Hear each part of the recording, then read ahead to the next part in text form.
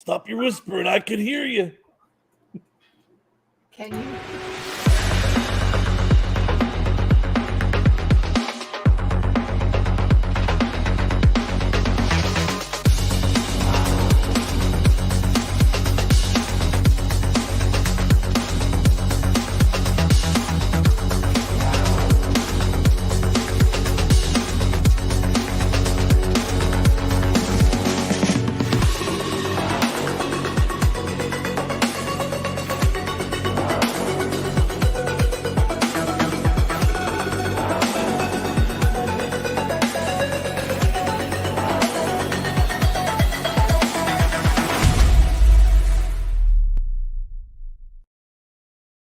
What is going on, everybody? Welcome to the... I got the wrong camera. Welcome to the I Tap That Cigar Show, presented by Corona Cigar. I'm your host, Kevin Shahan, and I am coming to you live, as I always do, from the Drew Estate Experience Acid Studios here on the sunny Gulf Coast of Florida.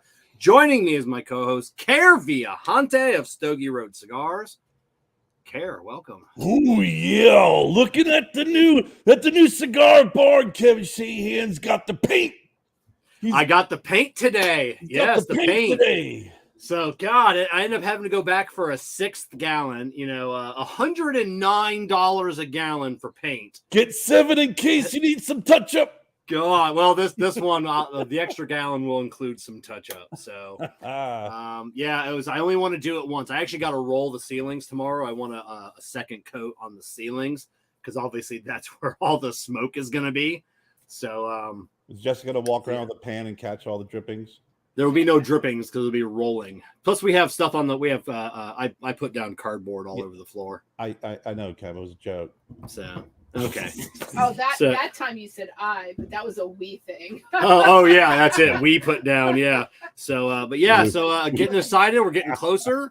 So if we finish up the painting tomorrow, we can rip off the cardboard off the floor, and we can start getting the floor. Basically, it's flooring, which would just acid staining concrete, electrical, and then that's about it. And then some nice plush carpeting. No. Yeah, some nice plush carpeting in a cigar. That's what we should have, some shag carpeting in a cigar lounge. I wonder if cigar... I'm not feeling that Kev's getting the jokes tonight, Jess. I gotta back off. I wonder if they used to have shag carpeting back in like the 70s in cigar lounges. Is that a thing? I don't know. I doubt it. I think they did. I would imagine they did.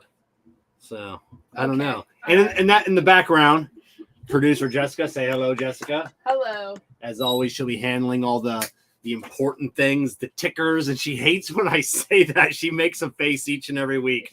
You know, so stupid. Because you do all the important stuff. I said if Kerr and I had to do tickers and throwing the banners up and the overlays. Jessica, you've seen what happened when Kevin and I have to do it. We end up fighting over who's we do end up what. It's a nightmare. We have dueling mice. You know, like I said, we're always clicking up. You know, so yeah. What's everybody smoking tonight? Let's get right into the CigarMedics humidimeter cut and light. First, Jessica, what are you smoking? I am smoking the Bass Reeves cigar.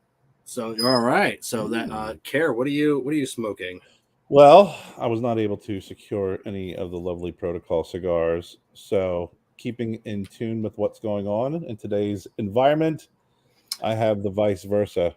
The vice versa. So you're going to waste that on this show? I mean, not waste the cigar. I mean, you're just trying to sell these things, Kerr. You know, it's got to properly enjoy it. I'm just teasing. Vice versa. Right, you're welcome. Yeah, Fratello Cigars. I already got paid. Or not yet anyways. But vice versa. Fratello Cigars just launched this week. Kerr, Stogie Road, VSRCigarFam.com has the vice versa for sale. It's been a almost 3-year project between Omar and I. I've been into this more so than doing the other thing. Cutting it in half, yeah. I'll tell you what, I have never seen a cigar cut so smooth like that. It's just like it's perfect. Yeah. And I've enjoyed smoking it that way. So go ahead, Kevin. Yeah, it's fantastic. Like I said, almost 3 years. The cigar has finally come to market. I remember having this idea for this cigar 3 years ago, you know, thinking, you know, how hard could it be? It's not rocket science. And then I'm like, It's not rocket science, but I know a rocket scientist and he's not really a rocket scientist. He's an accountant, but close enough. Rocky Mountain asked it, Bass Reeves what? Is what? Maduro. Bass Reeves, yeah, she's got the Bass Reeves Maduro. I am too going to be enjoying the Bass Reeves Maduro. Nice. Switch cameras here. Bass Reeves Maduro as well. And then I got my backup. And when I go through this one is Old Blue, Protocol Blue. Mm-hmm. Never fail with that one. Never go wrong with a blue. So let's get right into, like I said, the CigarMedics humidimeter, cut and light. Remember, with the CigarMedics humidimeter, you'll always know when to hold them and know when to smoke them. And I am at, I got a solid 68. 62%. So, yeah, that was one concern that we had with the cigar. We talked about that before, being capped on both ends, is the holding in the humidity. And, no, it's been doing quite well. It's been, like I said, from what the readings you've been giving me, that really has not been an issue. No. That cigar holding in humidity. Bass Reeves. I got to tell you, I first was introduced to Protocol Cigars many years ago in my travels in a couple of cigar shops up in Maryland. Oh, yeah? Yeah. I mean, you're talking probably 5 years ago, I think it was, is when I had the Protocol Blue and Red. They were at where the hell was that? I can't remember right now off the top of my head. And then that's when I had the was it the Prometheus for the first time? Was that? I don't remember that cigar. For me, protocols. I'm probably the Juan and Kevin are back there going, "Shut up, Kerr. It's the wrong name." Yeah, that's someone else's cigar. So Protocol is one of those cigars. I don't know how. Like I've just always been smoking Protocol. Yeah. It's just like, Protocol, like Dunbarton. There's a couple manufacturers, like, you don't know how you ever found them, but it's just like, yeah, I've always smoked them from the beginning, even though, maybe you haven't, but it's just one of those go-to cigars that you're always enjoying. I remember there's certain cigars I remember the day that I was introduced to them, and I remember the time and the place that I found them, and this is one cigar I specifically remember. I remember being introduced to them and smoking them at the Burnt Leaf Cigar. It was in Randallstown, Maryland. Right on. Yep. Yeah, you get those, sometimes those memories, you light up that cigar. And for me, I got a very personal memory of a Liga Privada T52. I ain't going to tell the memory because I'll start crying here. So, but yeah, it's sometimes sometimes you light that cigar and it just takes you like instantly. It can take you back a year. It can take you back 10 years in the blink of an eye. You're in a different place and a different time. Yes. Agree 100%. All right. Well, let's like I said, we're getting long on the tooth here. So before we bring in on our guest tonight, we want to take a moment to thank all of our show partners for making this show happen each and every week. So thank you to JC Newman Cigars, CigarMedics, Amendola Cigars. We are the muscle.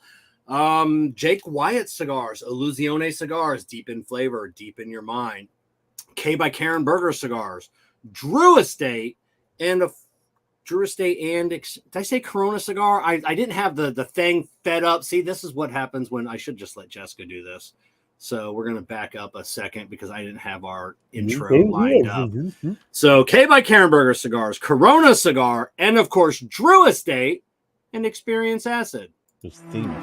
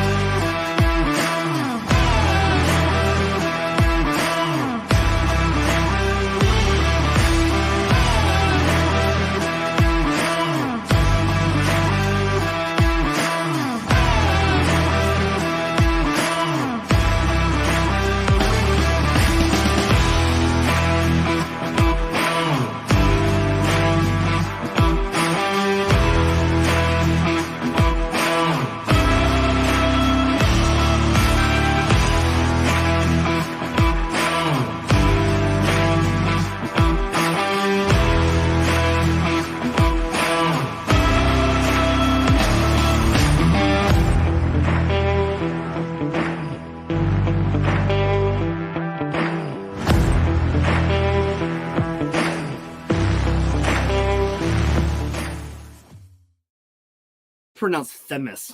Themis.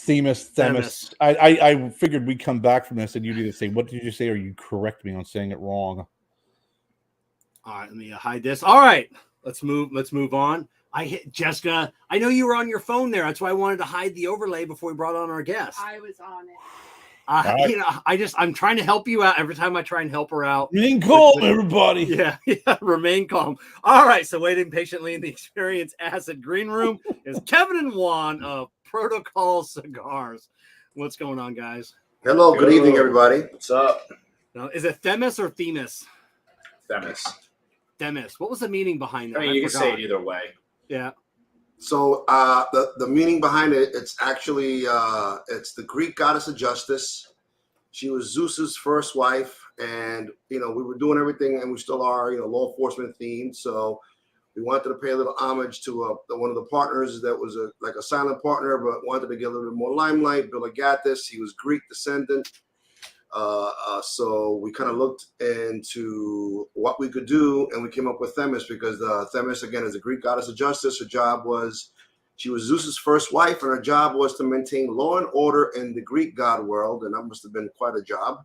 Probably harder than being a cop in the NYPD, but so that was her job, and she also became the inspiration for the blind justice lady with the scales that you see in front of the courthouses. Oh, okay. So it was fitting for a law enforcement theme, and judges and lawyers love that cigar just because every judge and lawyer has a Themis statue in their office. So it was pretty cool, and it's actually one of our best sellers. I think Kevin asked you that question just so you would say the word Themis over and over again to drive home I mispronounced it.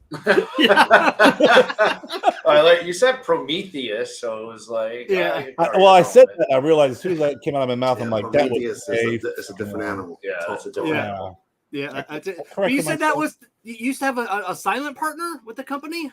Yeah, this is like in the very beginning, it was Bill Ives, myself, and Bill Agathis. Okay. And then through time, Kevin came in, and then those two left. So right now, it's just Kevin and I, as of I want to say since 19 in that ballpark. Right. The end of beginning of 2020, but yeah, we'll say beginning of 2020. Because I actually had it written down that someone had told me that Bill isn't with the company anymore, and I'm like, this is just recent, but now it's been a couple of years. Yeah. So what happened with Bill? We talk about that. So Bill left the company, and he decided to pursue his law enforcement career. When he was here at Protocol, he was a sergeant, and he left, and he wound up getting lieutenant, and now he's actually captain of Berkeley Heights PD. Congrats to Bill. So congrats to Bill on your promotion. I guarantee you, before he retires, he'll probably be chief of the department. I'm sure that's going to happen. Yeah. Oh man, I mean that's super cool, and I'm glad to see you still. He didn't leave for any bad blood or anything like that. And because honestly, I said I've never met Bill. I don't even know what Bill looks like. Like I just, it was for all these years. It was when Protocol was. He looks like Kevin, but fatter. Yeah. Okay. I was waiting for it. Yeah. It was a great story at the show one time. I forgot who it was, but one of the guys from Texas, and maybe it was one of the reps. One of the reps from Texas, and Espinosa reps from Texas came up to Kevin like, "Oh my God, you lost weight. You look great. I've never seen. You look so fit. Like, oh my God, how do you go from that to? It's amazing." And then he turns around and he sees Bill. He goes, "Oh, I'm sorry. There you are." Oh my God, I got That didn't go over so well. I was the funniest thing ever. Though, he got up Bill bent out of shape.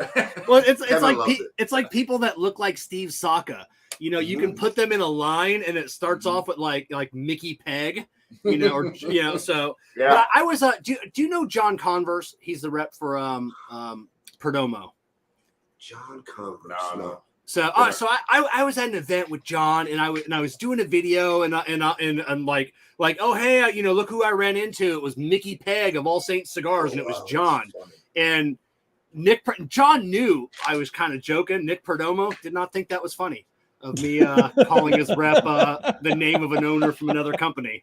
So, I love Nick Perdomo, but he has a very stern sense of humor. Not find a sense of humor now. This is just going back a couple of months ago, so I now know that don't joke around Nick Perdomo. I went through that too. It was a terrible experience. I'll tell you a funny story, and I love Nick. Nick Perdomo cigars are amazing. Him and his family, they're awesome.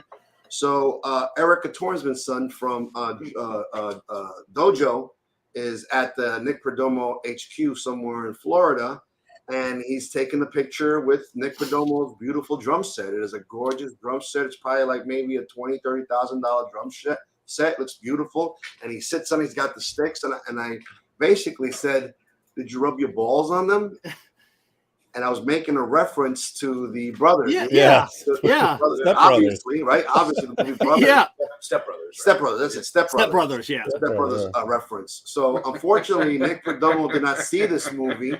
Oh. He took total offense to it, and basically said that how terrible I was. That his mother saw the comment and she cried and this and that. So he made me feel like freaking this small. So then I got up on the same post. I said, Nick, I apologize to you. You misunderstood the thing. It wasn't any disrespect to your beautiful drum set, your family name, and especially your mother, your lineage.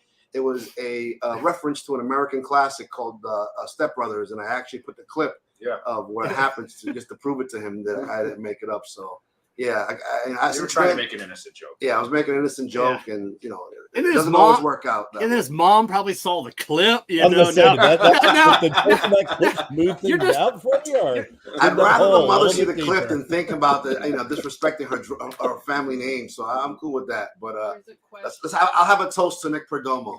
Yeah. So Andrew, Juan, are you wearing pigtails at this year's pool party again? So First, what happens at the pool party is I go through different phases. Like I go to different. I have pigtails at one point, one ponytail, French braids. Hair will be down by the end of the night. It's always something new with the hair. when the TV show Wednesday came out on Netflix, as soon as I saw like the opening like Wednesday, I thought of you in the pigtails. Wow! I actually I had a picture of pigtails, and I was like, who did it better? And I put. Did you? Yeah, it's somewhere in the internet, and it's there. People laughed at it. So we're going to back up for a second. We talked about Bill leaving the company. I'd said, back in the day, it was always when you thought of Protocol, you thought of Juan. And nowadays, you never hear, or rarely, it's always Kevin and Juan. But then people will ask me, oh, hey, I know Kevin's, part owner of the company, but I don't know anything about Kevin. So I think a lot of people still don't know a lot about Kevin. So we're not going to go into your history of cigar smoking. But when did you come on board? And then how did that happen? Oof, when did I come on board? It was, let's think, 5 years ago. Now, how long did Protocol been in business when you came on board? They were in business 3-4 years at that point. Okay. Yeah, somewhere around then. I was always behind the scenes. I was really good friends with Bill and Juan, and I'm in sales for my day job. I'm a sales engineer for an internet security company. So they would go do events. Well, who else was I hanging out with? Bill and Juan every weekend, and I would help them, do sales and everything. And then I had a passion to get in as a formal role. So I talked to Juan and Bill about it, and they went back, had a meeting, made me an offer I couldn't refuse, and I got a piece of the company. And now Juan and I are here owning it together and having a blast. So do you still do the day job? Yeah. Yeah. So just like there's no money in cigars. Come on, man. I was just like there's there are a few people like we've had so many people. The people that make money in this business are people selling millions of cigars a year. The Fuentes, the Padrones, the Perdomos, the Padrones, Drew, those guys. Those guys are making Rocky Patels of the world, AJ Fernandez. You got those little boutiques, man. They're not really. I hate to say it, but we're not making that kind of money where you could rightfully, live comfortably. Juan's got a nice pension. I got a pension. He can, live on. I still have my day job. Obviously, cigars are not going to take over. But internet security is pretty lucrative right now. So I'm not anytime soon. But yeah, it's it's fun for us. We enjoy it. We got a little our hangout here in Protocol Studios, we call it. It's a passion, and maybe one day we grow it. Maybe one day we sell it. You don't know what the cards hold, but we're having fun with it. And we're small. We like to keep it small. We have independent reps around the country. We don't have anybody really in-house because we don't have that, available to us just yet. But, and Juan and I do basically, 99% of the marketing just posted on social media. So is Chris Haskell, he's still with you guys, right? Yes. Haskell is the Ohio rep. Yeah, he covers Ohio. Okay, so the one thing, back in COVID days, we always refer back to COVID days, which is like the height of the cigar. That was like a little mini cigar boom of its own. Like everybody was making crazy money, like I said, selling cigars, me doing the accessories.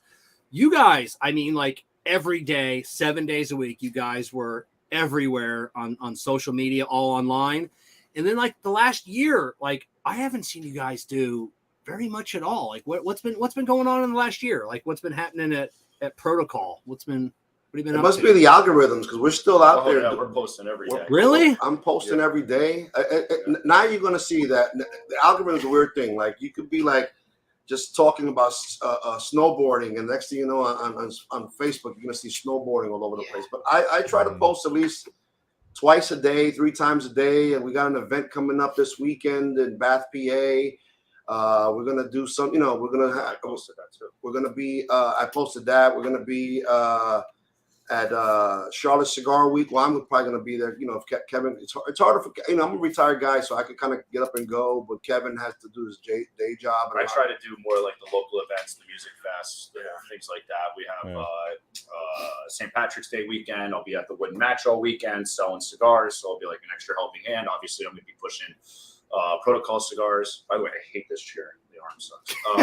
I keep like falling on it, so sorry about that. But yeah, we're posting like crazy. I think what you saw during COVID, because everything was shut down. But guess what we had? We had this 2,000 square foot office. We have a lounge. We got a disco ball. We got a massive speaker. So we were kind of hiding out here, and some nights we'd have 35 people because nobody had anything to do. So we'd stop the liquor stores. Thank God it didn't shut them down. And going into COVID during shutdown, Protocol was never shut down. We kind of had covert parties here at the office and kept the feeling going. So with your day job, so you try and stick locally. Do you ever get down to like the factories at all? Do you ever get, the last time I was there was in 2020, right before the world shut down. I have not gone back yet. You haven't? What about you, Kevin? Last time I went down for the Cigar Dojo Canine release. Was it 19? That was like 18 or 19. Yeah, it's been a while. But we work with Espinosa, so we've got good eyes and ears in the factory working for us with Hector and Eric. So I definitely got to get back there sooner than later, though. There was a time I was going to Nicaragua like every twice a year. It was going a lot. Yeah, I was going a lot. Yeah, but ever since COVID happened, and over there, it's still a little bit weird. Like I don't know, they just had the Pro Cigar, not the Pro Cigar, the Pura Sol, I think it is, whatever. Which is the one that they have in Nicaragua? The Puro Sabor. I don't know how to Puro Sabor. They had that, yeah. So I think getting back to normal. I think I'm thinking probably 2024. I'll probably get back over there. We'll see how it goes. Right now is the time to go. Right now is the perfect time to go. Usually, if you're gonna go, because it's not in the middle of picking season or anything that, sometimes it's too busy for you to go over there. So I think I'm definitely gonna try to go next year. And I had to watch too at my day job during COVID. I couldn't just be taking flights and going to big events. I kind of hid my pool party a little bit. Right, because I wasn't vaccinated at the time, and then I was forced to get the J&J. So you have to kind of I can't lose my day job, right? That pays the bills. So yeah, it's just a balancing act, if you will. But now everything's pretty much opened up. My day job actually announced today no vaccines required to enter the office anymore. So you can definitely tell things are fully open. Yeah, Kerr works from home, so Kerr knows that about walking the fine line sometimes when you work for a big corporation. And same with me. I post a lot of dumb shit. I know some of my bosses see. It was a problem when I was in the NYPD. Like I remember being in the I was at Kevin's house for one of his birthday parties with the precursor to the Protocol pool party. And we were at his house, and I got on a video, and I think there was people dancing, and I came into focus in the video, and I was just in my underwear. I was dancing and stuff. It was harmless. It was harmless. I got a call from my union president about, listen, this doesn't good look for the department, blah blah blah blah blah. I was like, but I'm not saying I'm a cop. I'm not doing that. Yeah, but you're one of our members, and I was like, oh. So it was like that. So I'm actually glad that I'm now retired And whatever I post just makes me personally look bad and nobody else. Well, I mean, the company a little bit, but the company's been built on us being kind of like bad boys, crazy party animals. So, but that stuff is fading too. So I got to re-identify myself. I got to recreate myself because I'm getting old. And arthritis is like all my injuries from being a cop. Like I have 2 herniated discs that always hurts me. Yeah. I got a blown out knee that I got from work, and just shit's happening. And now in my old age, I'm almost 50. Well, I'll be 50 in a few months. I'm feeling it more and more. Like right now in the Northeast, it's snowing right now, and my knee is in terrible shape. I saw you. I feel it. I feel it. Like it's the weirdest. I could tell. And it started this. I was like, I turned to my grandfather. Like my grandfather used to be like, "Oh, it's gonna snow tonight." And I'm like, how the fuck did this guy know? This is back in the '80s when there wasn't no fucking weather app or anything like that. Yeah. And it'd be you get a weather knee or whatever. And I got today. I was like, "Ooh, I feel this. I feel like it's gonna snow." And I looked up. Well, it's gonna snow. But Kerr, we had a friend of ours. We won't name names or where he's at, but he was a police officer. He was out on like some kind of injury. You remember this? And he posted on Instagram every day of him dancing around. Oh, jeez. Like bebopping around. And that only took I don't know, a couple months, and they fired him.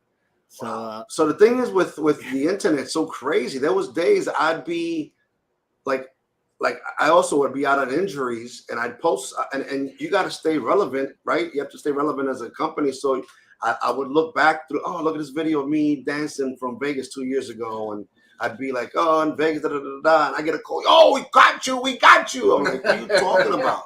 Yeah. Oh, we got you. And you ain't got shit. I'm right here in the bed with a cast on. I ain't got a broken leg. You know what are you talking about? That's an old video, you asshole. And, sorry, I don't know if I can curse on this. No, yeah, you're fine. You're fine. But, yeah, I would tell people to call me, that's not me. And they're like, oh, you're right. We checked the timestamp. All right, no problem. Yeah, I'm going through that right now. I've been on workers' comp. I'm back to work light duty with I blew up my MCL. But and I know they were paying attention to me, but every video was just me sitting in a chair, me laying in bed, me laying somewhere. Obviously I couldn't dance, but I was always very cognizant of the fact that it's gotten worse. Now they take it real seriously. They'll stalk you at work. They'll stalk you like wherever you go. It's crazy. Kerr, what was it? What was the story that you bust one of your employees? Oh, I was working at Enterprise Rent-A-Car, and she was out on an injury because she had sideswiped someone. The car actually was in the shop, got fixed, was back before she was, and was always coming in, weekly with her arm in a sling. And we were at a festival, and I was standing behind people who were throwing balls at jugs, and then she turned around. She was one of the ones just whipping balls at the jugs and looked at me. Face dropped. Next day I walked in, I was like, hey Tom, I gotta talk to you about something. Guess who I saw? And like within a week it was like she came in, said, okay, party's over, see you later. You got to be careful when you're going down that route. You got to be very careful. But even if you're, listen, that's a deceitful person. Even when you're being honest about something, if someone just catches you doing something just off, like Kevin, like you said, he's taking videos because he's sitting down. But even if you had a video of him walking, they could take something like that and make more out of it than they can, or they should. Absolutely. Yeah, because like when Kevin had said, when they stalk you at work, or stalk you at home, you could be bending down to pick one thing up, and then that's the whole context. They don't see you like range of motion. Yeah, they don't see you grimacing. They don't see you struggling to get back up or anything else. But it's that one photo. It's like, hey, saw you bending over. Those are miserable people that are doing those jobs. Yeah. We got like, listen, if you're putting shingles on your roof and you're supposed to be out with disability, that's one thing. But you're picking up a bag of groceries. You want to be somewhat independent. You're gonna, it's gonna hurt. You're gonna push yourself through. But these people don't see it that way. Yeah, they don't. That's why. Even like I said, going down or with the big garbage cans on wheels. I could legitly wheel that back up to the house and without any problems with my knee injury. But I know you couldn't, Kevin. Yeah, but I did. I was never outside doing anything to where. No, I've been doing it for a year. Yeah, to where because it was always like I said, that single photo. No, taken out of the context of 100, because they won't show you the judge the 100 photos. They'll show you that one, and they only need that one to whatever. That is. So after COVID, I mean, last couple of years, one thing I said, I haven't seen you guys a whole lot. Maybe it's the algorithm. I don't know. But the one thing I have been seeing you guys doing like a ton of like shop releases. And I don't know if anybody does more like independent releases for shops and brick and mortars than you guys. You know, is that always been something like that's been passionate for you? So we are by far humongous supporters of brick and mortar, and we kind of share the love. Like we've done a few shop exclusive for Famous Smoke Shop, which is one of the big online guys. We've done those with Dojo, but we try to always do things for the small guys. Like we have something called the Paddy Wagon for Caravan Cigar Company. We have the Law, which is for Omerta in Oklahoma City, and we're up to this July. We'll be releasing the Law Part 3. So it's he loves the blend, so he's been changing the Vitola on the blend. So the first one was a round Robusto. The second one was a box press Robusto, and for this year's release, we're going to be doing a round Corona Gordo. So we do that, and listen, we've done probably, I would say, 12 of them somewhere around there. 12 different shops. Even like the John Doe, Jane Doe series. We came out with the first one in 2.0, 3.0, and we were doing those exclusively. We'd pick a shop that we partner with to release those. So we understand the dilemma that brick and mortars have when they try to compete with the online guy. And, no matter what you try to do as a brick and mortar, it's going to be hard to compete with the online guys. So we try to do things you cannot get online, and you have to get them through that store. Yeah, Taser was another one. Taser was with Cigar in Boynton, Florida. Abe. Smoking. I don't know why I was saying it. But anyway, Smoking with Abe in Florida. Great guy. You guys going to the Big Bash, right? The Big Smoke. Oh yeah. We go down there every year. Great smoke. Yeah. Great smoke. Yeah. Abe's gonna pretty good. I hit him an whole thing. One time in his office, he goes, "Don't you ever call my place Cigar Inn? That's a place in New York. It's not me." And I was like, "Okay, no problem." Now you call it the Big Bash. Bash. WCW, the big bash at the beach. Yeah. The Big Bash at Cigar. Yeah, the Big Bash at Cigar Inn, Boynton Beach. You gave Abe crap because he was on Johnny Smokes for his last Sunday show, and Abe comes on. He goes, "Oh shit!" When I text him, I'm like, "Yo, you're supposed to be on." It's like 15 minutes after. Abe comes on from the Publix. He goes, "I totally set a reminder. I messed up." Speaking of which, how about this? I got a little something funny for you, Kevin, and everybody else listening in there, and Kerr and Jessica. So I'm driving around. I was in Sam's today, and I get a text from this guy, and he goes, "I guess I'll see you in the office tonight." And I look at the text. I'm like, did this motherfucker make an interview and didn't let me know? Like, what the? I was like, did you set this up? He goes, "No, I thought you did." I was like, "Oh, maybe I did." And I'm like, "I don't know." So there was a time when I'm fresh off an injury. I had some serious surgery back in November. But up until January, I was still popping codeine, so I was dealing with the pain and stuff. So I was like, I don't know. And I looked and I found an email. And I was like, wow, yeah, I guess I was really high on some painkillers. I must have been drug induced, and I forgot to mention it to him. I'm like, well, I'm glad you caught it because it would have been something that would happen with Abe. And then I was like, I can't believe this. Usually I'm better than this. Like, even though I was that from like November to early January, it was a fog because I was in a lot of pain, and I was taking every 4 hours I was doing oxycodone, whatever.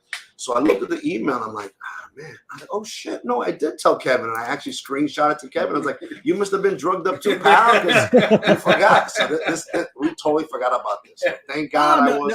Yeah, and I always, because we're always booked out 2 to 3 months ahead of time. Mm-hmm. So it'd have been back in January or so. Yeah, it was like January 3rd. I was definitely high on oxycodone back then. So. Yeah, because Chris Haskell reached out to me like back in like October, and it's like, hey, we hadn't had the guys on the show in a while, and I'm like, yeah, that's one of my plans for the new year is to get you guys back on. So it's been a while since we chatted with you. So, but yeah, is this our second time or third? I think it's our second time. Right? Second time. Yeah, I think I think originally you were like within like the first like 12 episodes or something we ever did. Like you guys were like one of the first, like big name people. Who put you onto us? Was it Al Peter? Wasn't it Al?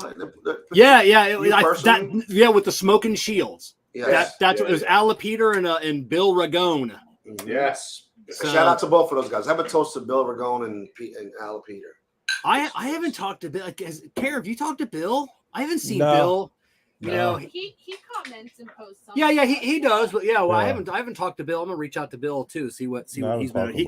I did talk to him. He was at an antique shop somewhere in New York. That sounds so like Bill Ragone. Of course he was. Yeah, so an antiquer.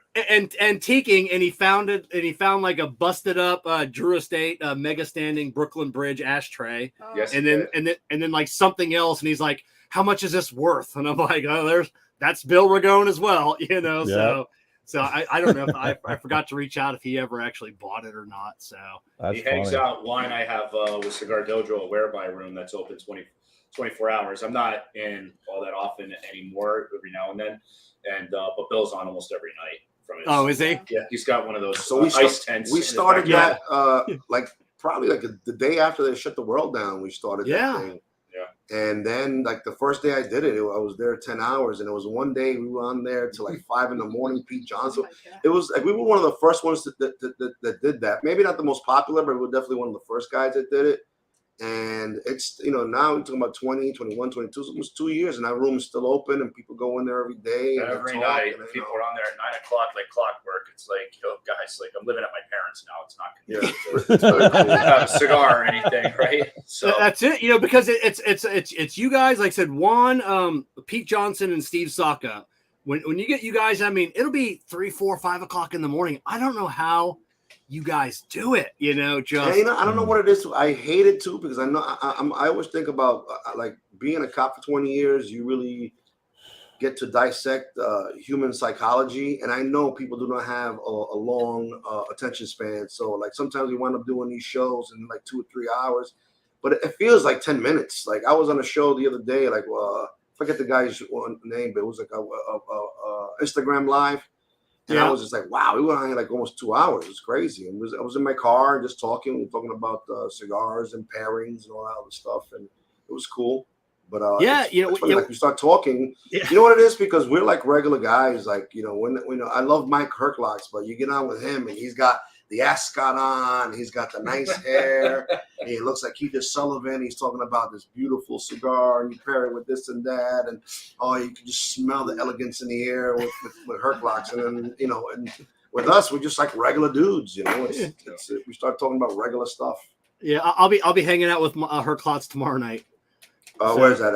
Is that tomorrow? Corona Cigar Tampa. Oh, okay. So I love that spot. That's where we saw each other last, I think. Or maybe the first. That's where we first met, actually, in real life. Was Heritage Cigar last year? Not this past year, but the year before. Was right. So I'm actually going to be in Tampa for that Tampa Cigar Week, but I'm just going to go there for the weekend. I'm going to be there from like Friday to Sunday. So I'm going to hit up Grant Cathedral one night.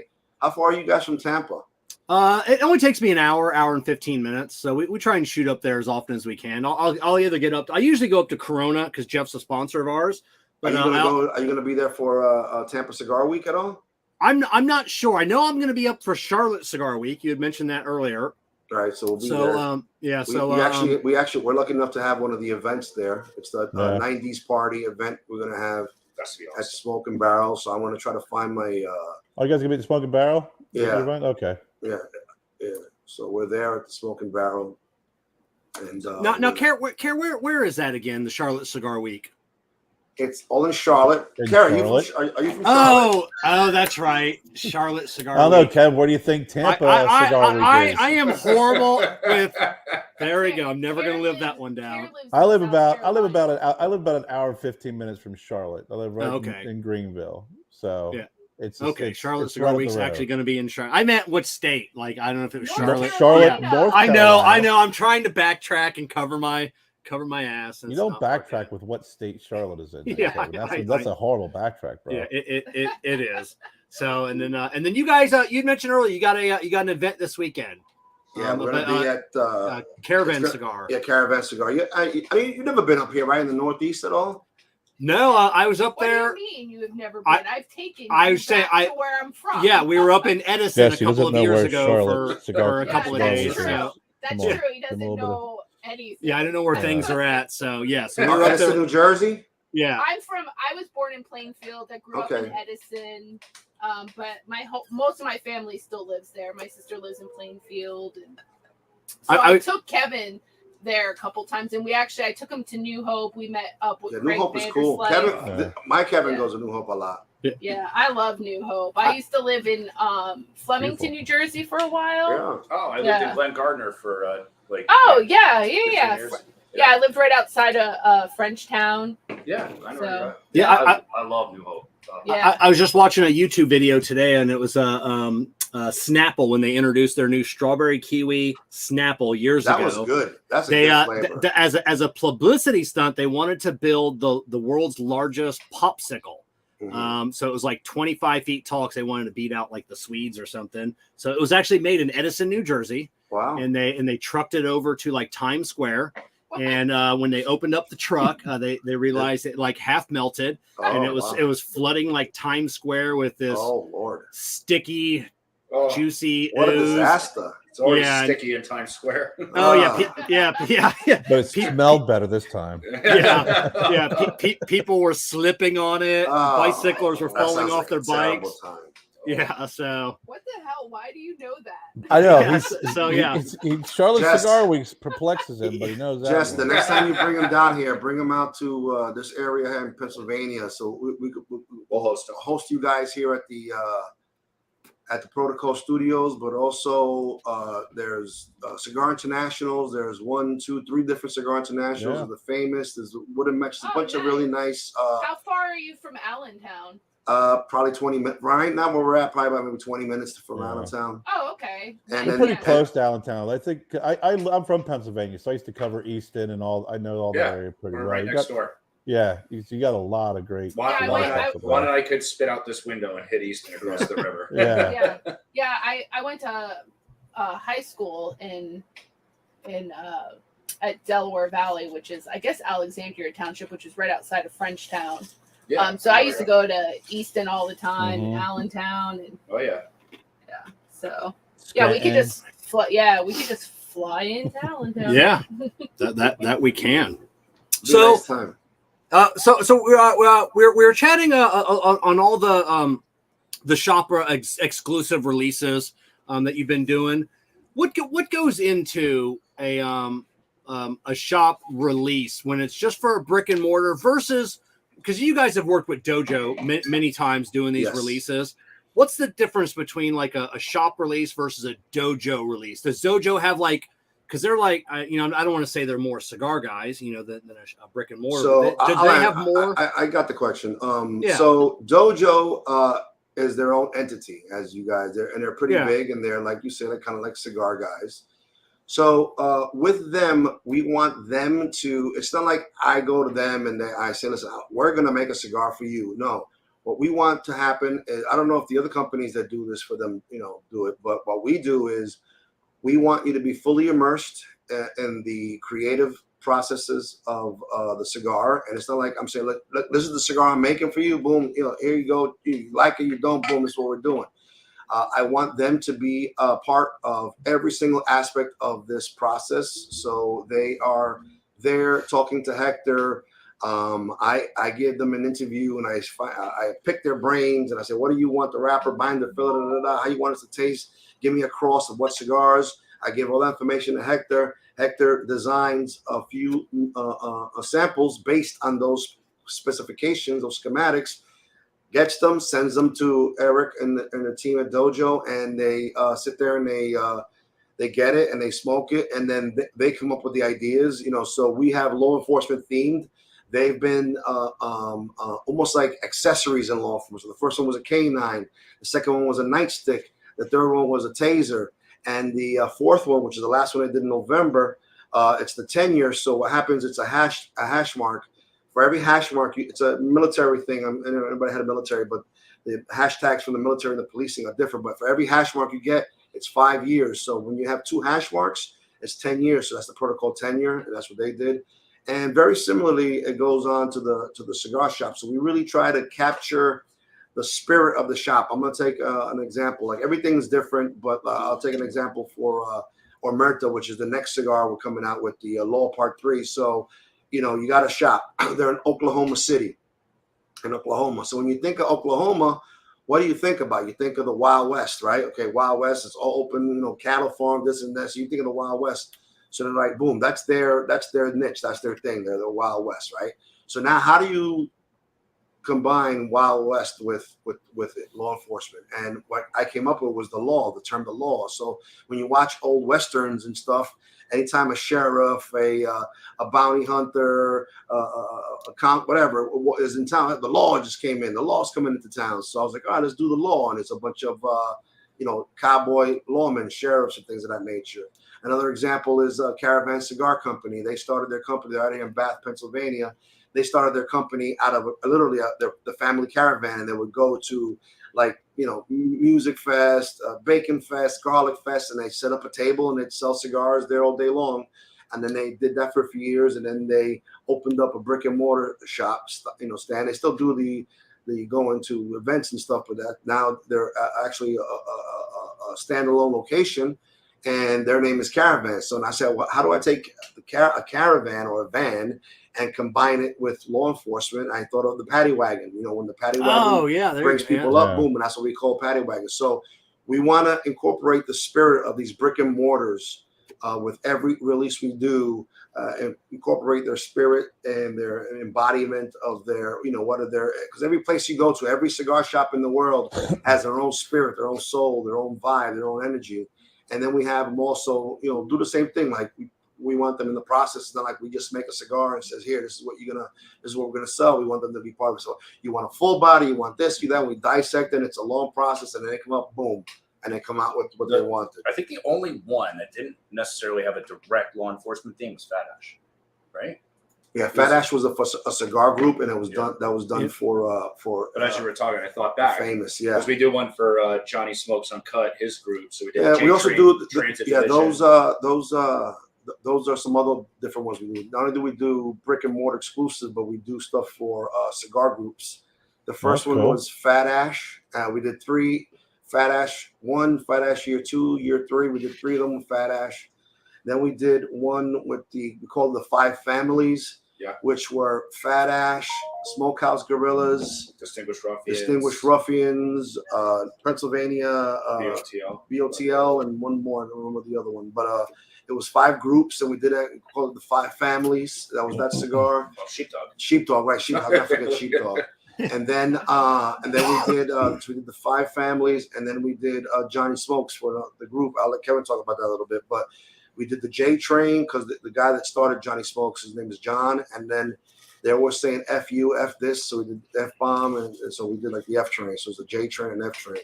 Juan did a good job with that too on the packaging. So, you know, those are just, you know, paper bundles, but the stickers that we put on them were just amazing because, you know, Juan tied it back to law enforcement with the whole Protocol Transit Division since he worked in the Port Authority on the subways. And then we just tied it into, you know, the F Train and the J Train in New York City, so it's pretty cool packaging on that. That's cool. Yeah, I prefer the paper bundles because I like being able to cut out the sticker, you know, the sticker on the front. You can use those.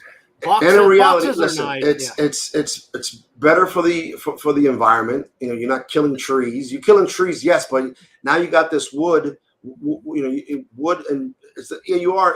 But I'm sure there's more of an environmental footprint with a piece of wood, with a wooden box compared to a piece of paper, because you can always recycle the paper. Like you can cut out the sticker and take the paper and recycle it. So boom, you know, we're environment. I think anybody that's been smoking a very long time, you don't really care about the box anymore. I used to care so much. Yeah, I used to have 1,000 boxes, and I burned them one day in my fire pit. I was like, fuck it, I'm not gonna do it. I'm not gonna do that wall art I've been thinking about for the last 10 years. Right?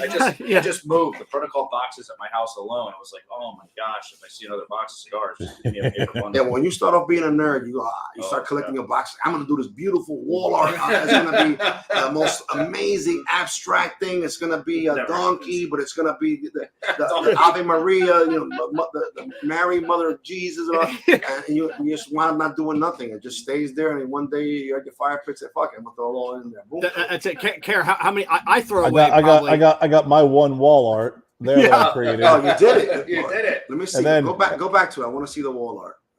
Oh, so you did that? But those are with his own boxes too. So. Ah, nice. So after I did that, I was like, okay, I creatively have blown my load. I'm done. Yeah. How about every cigar? Now it's just like when I had the boxes in here. Now it just looks like Stonehenge. Every cigar nerd has the big jar full of cigar bands that they're gonna make a tabletop. I'm gonna put all these cigar bands on a table. I'm gonna put a bar in the basement. Drop the epoxy on it, all this stuff. Oh, I'm gonna do Sylvester Stallone in a frame with my bands, and they just stand there forever. And one day I must have like 3,000 cigar bands. I ain't gonna do nothing with these. We have garbage bags full of cigars because we actually do. We've done probably a half a dozen projects with the cigar bands, but now we have 3, 4, 5,000, 6,000 cigar bands that are in trash bags, and they're everywhere throughout the house. You'll open up a random drawer somewhere, it'll be full of cigar bands. Honestly, people who are doing projects to have asked if you want some here. We're glad. I've donated quite a few bags to folks that do art. I just made you something, Kerr, with your band. Yeah, the only difficult is when someone asks for like specific. Hey, I need a bunch of like this band. I go, I am not going through 8 trash bags to try and get you all one band. I have made it a project. I have Ziploc. The shipping and that would be amazing. I have literally separated. She's been doing more and separating all the bands. I don't know how she does it. It drives me nuts. But you're right. We've had this conversation before about how such an impact as cigar boxes have on the environment. And I've said it. I said it's going to take one of the big guys. It's going to take Padron's never going to do it, but it's going to take a Drew Estate. It's going to take a Tatuaje. Drew Estate has done it. They have a few of their cigars are done in paper bundles. They got rid of the Muat. They took the Nica Rustica from paper. Now it's in a box. They went the opposite way. Okay. They went the opposite way. But I've always said it's going to take one of the big guys. I remember to really make it a point. The Nica Rustica used to be like in a triangle. Yeah, that was a beautiful packaging. Yes, it was great packaging. Now it's in a box. Okay. So they went back. But yeah, it's going to take one of them to really make the commitment. We're moving away from boxes. And as soon as one big person does it, I think you're going to see it across the board. People are going to, especially with the cost of wood right now, it's astronomical. Our box prices have gone from $4 a box, and now they're going to like $10 a box, and it's crazy. Yeah. And what happens? It's really a $10 waste because 9 times out of 10 people throw the box away. That's just what happens. Or that one day they might save them, like we've been saying, and they just throw it out one day. Yeah, and it's and if it's a box of a 10 count and it's costing you $10, that's $1 a cigar. That people would gladly pay less for. Absolutely. Because when they're going into a lounge, they're picking up 1 cigar, 2 cigars. If they're not buying the whole box, they're paying for that box and they're leaving the box at the lounge. Correct. Yeah, there's New Tobacco Village in Whitehall, PA, near us.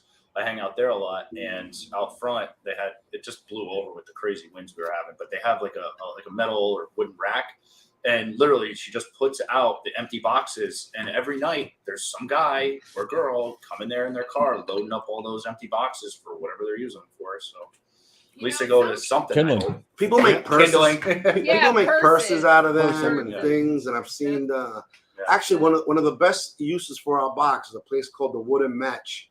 In Bethlehem, PA, and our boxes, I wish I had one right now, but they're thin because they're all 10 count boxes.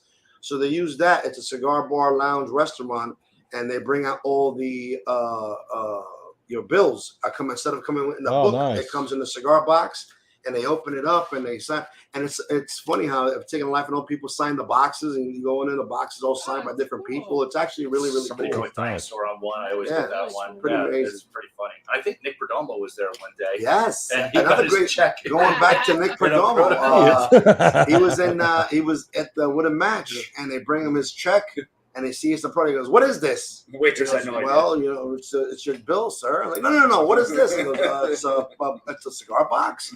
Yeah, but why didn't you bring me this in a Perdomo box? He was like, who's Perdomo? Oh my God! We saw how the protocol here, no Perdomo. He was mad. Needless to say, I'm sure he didn't give her, you know, I mean, 30% tip. The wooden matches in our backyard, so we kind of have that place on lock, and I work their festivals for free. So, oh my God, that is true. This is the guy who said, "Wipe my balls on my drumstick." Yeah.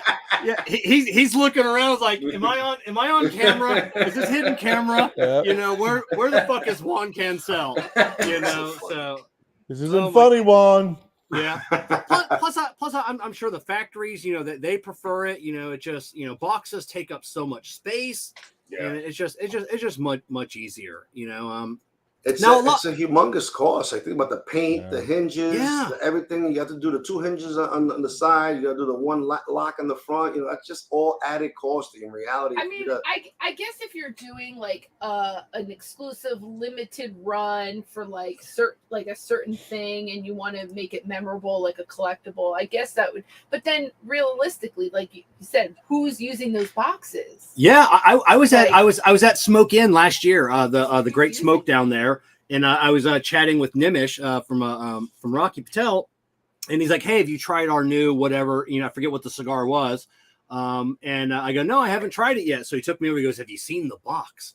So he took me over. Beautiful, 100% lacquered box, 24 karat gold plated hinges on this box, and it was a beautiful, beautiful box. And being the nerd and the business guy in me, like. I couldn't appreciate the box because I just thought about that price, and I'm like, what did this cost? Look at Gurkha back in the days. They were They were on the map for making the most amazing boxes in the like these box.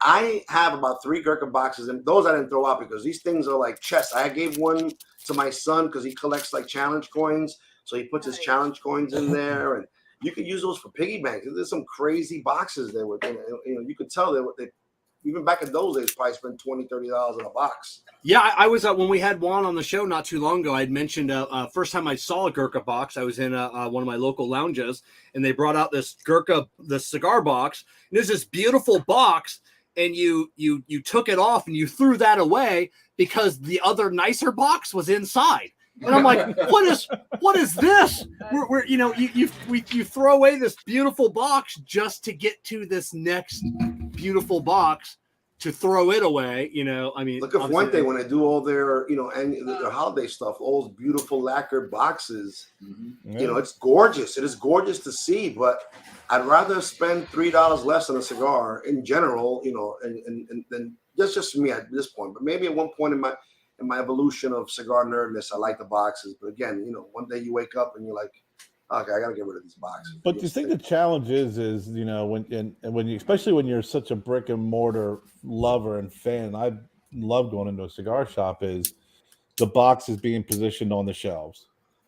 You know, it's, you know, if you move to the paper and you go to a more environmentally conscious, then at that point, it's being able to find out, how does it fit in here? How do we position these? They would have to go to a cubby system where they just have everything in cubbies. Go to a cubby system, or you can get trays, but then, you know, you have those folks that are like, well, every time I put a tray in here, someone automatically dismisses it as a bundle cigar or a cheap cigar. Right. So it's a lot. There's a lot of hurdles as an industry we would have to get over. So many. We could probably do an entire show just on that alone. On you have a panel of guys and you talk about all those aspects that, you know, but it'd be cool to get like the industry perspective, but also like maybe a new cigar smoker, the consumer perspective, a guy that's been smoking for 20 years, a guy that's been smoking for 10. There is a magic though. I am not going to lie. So back to like when I was a young consumer, and I still am, I still buy cigars all the time.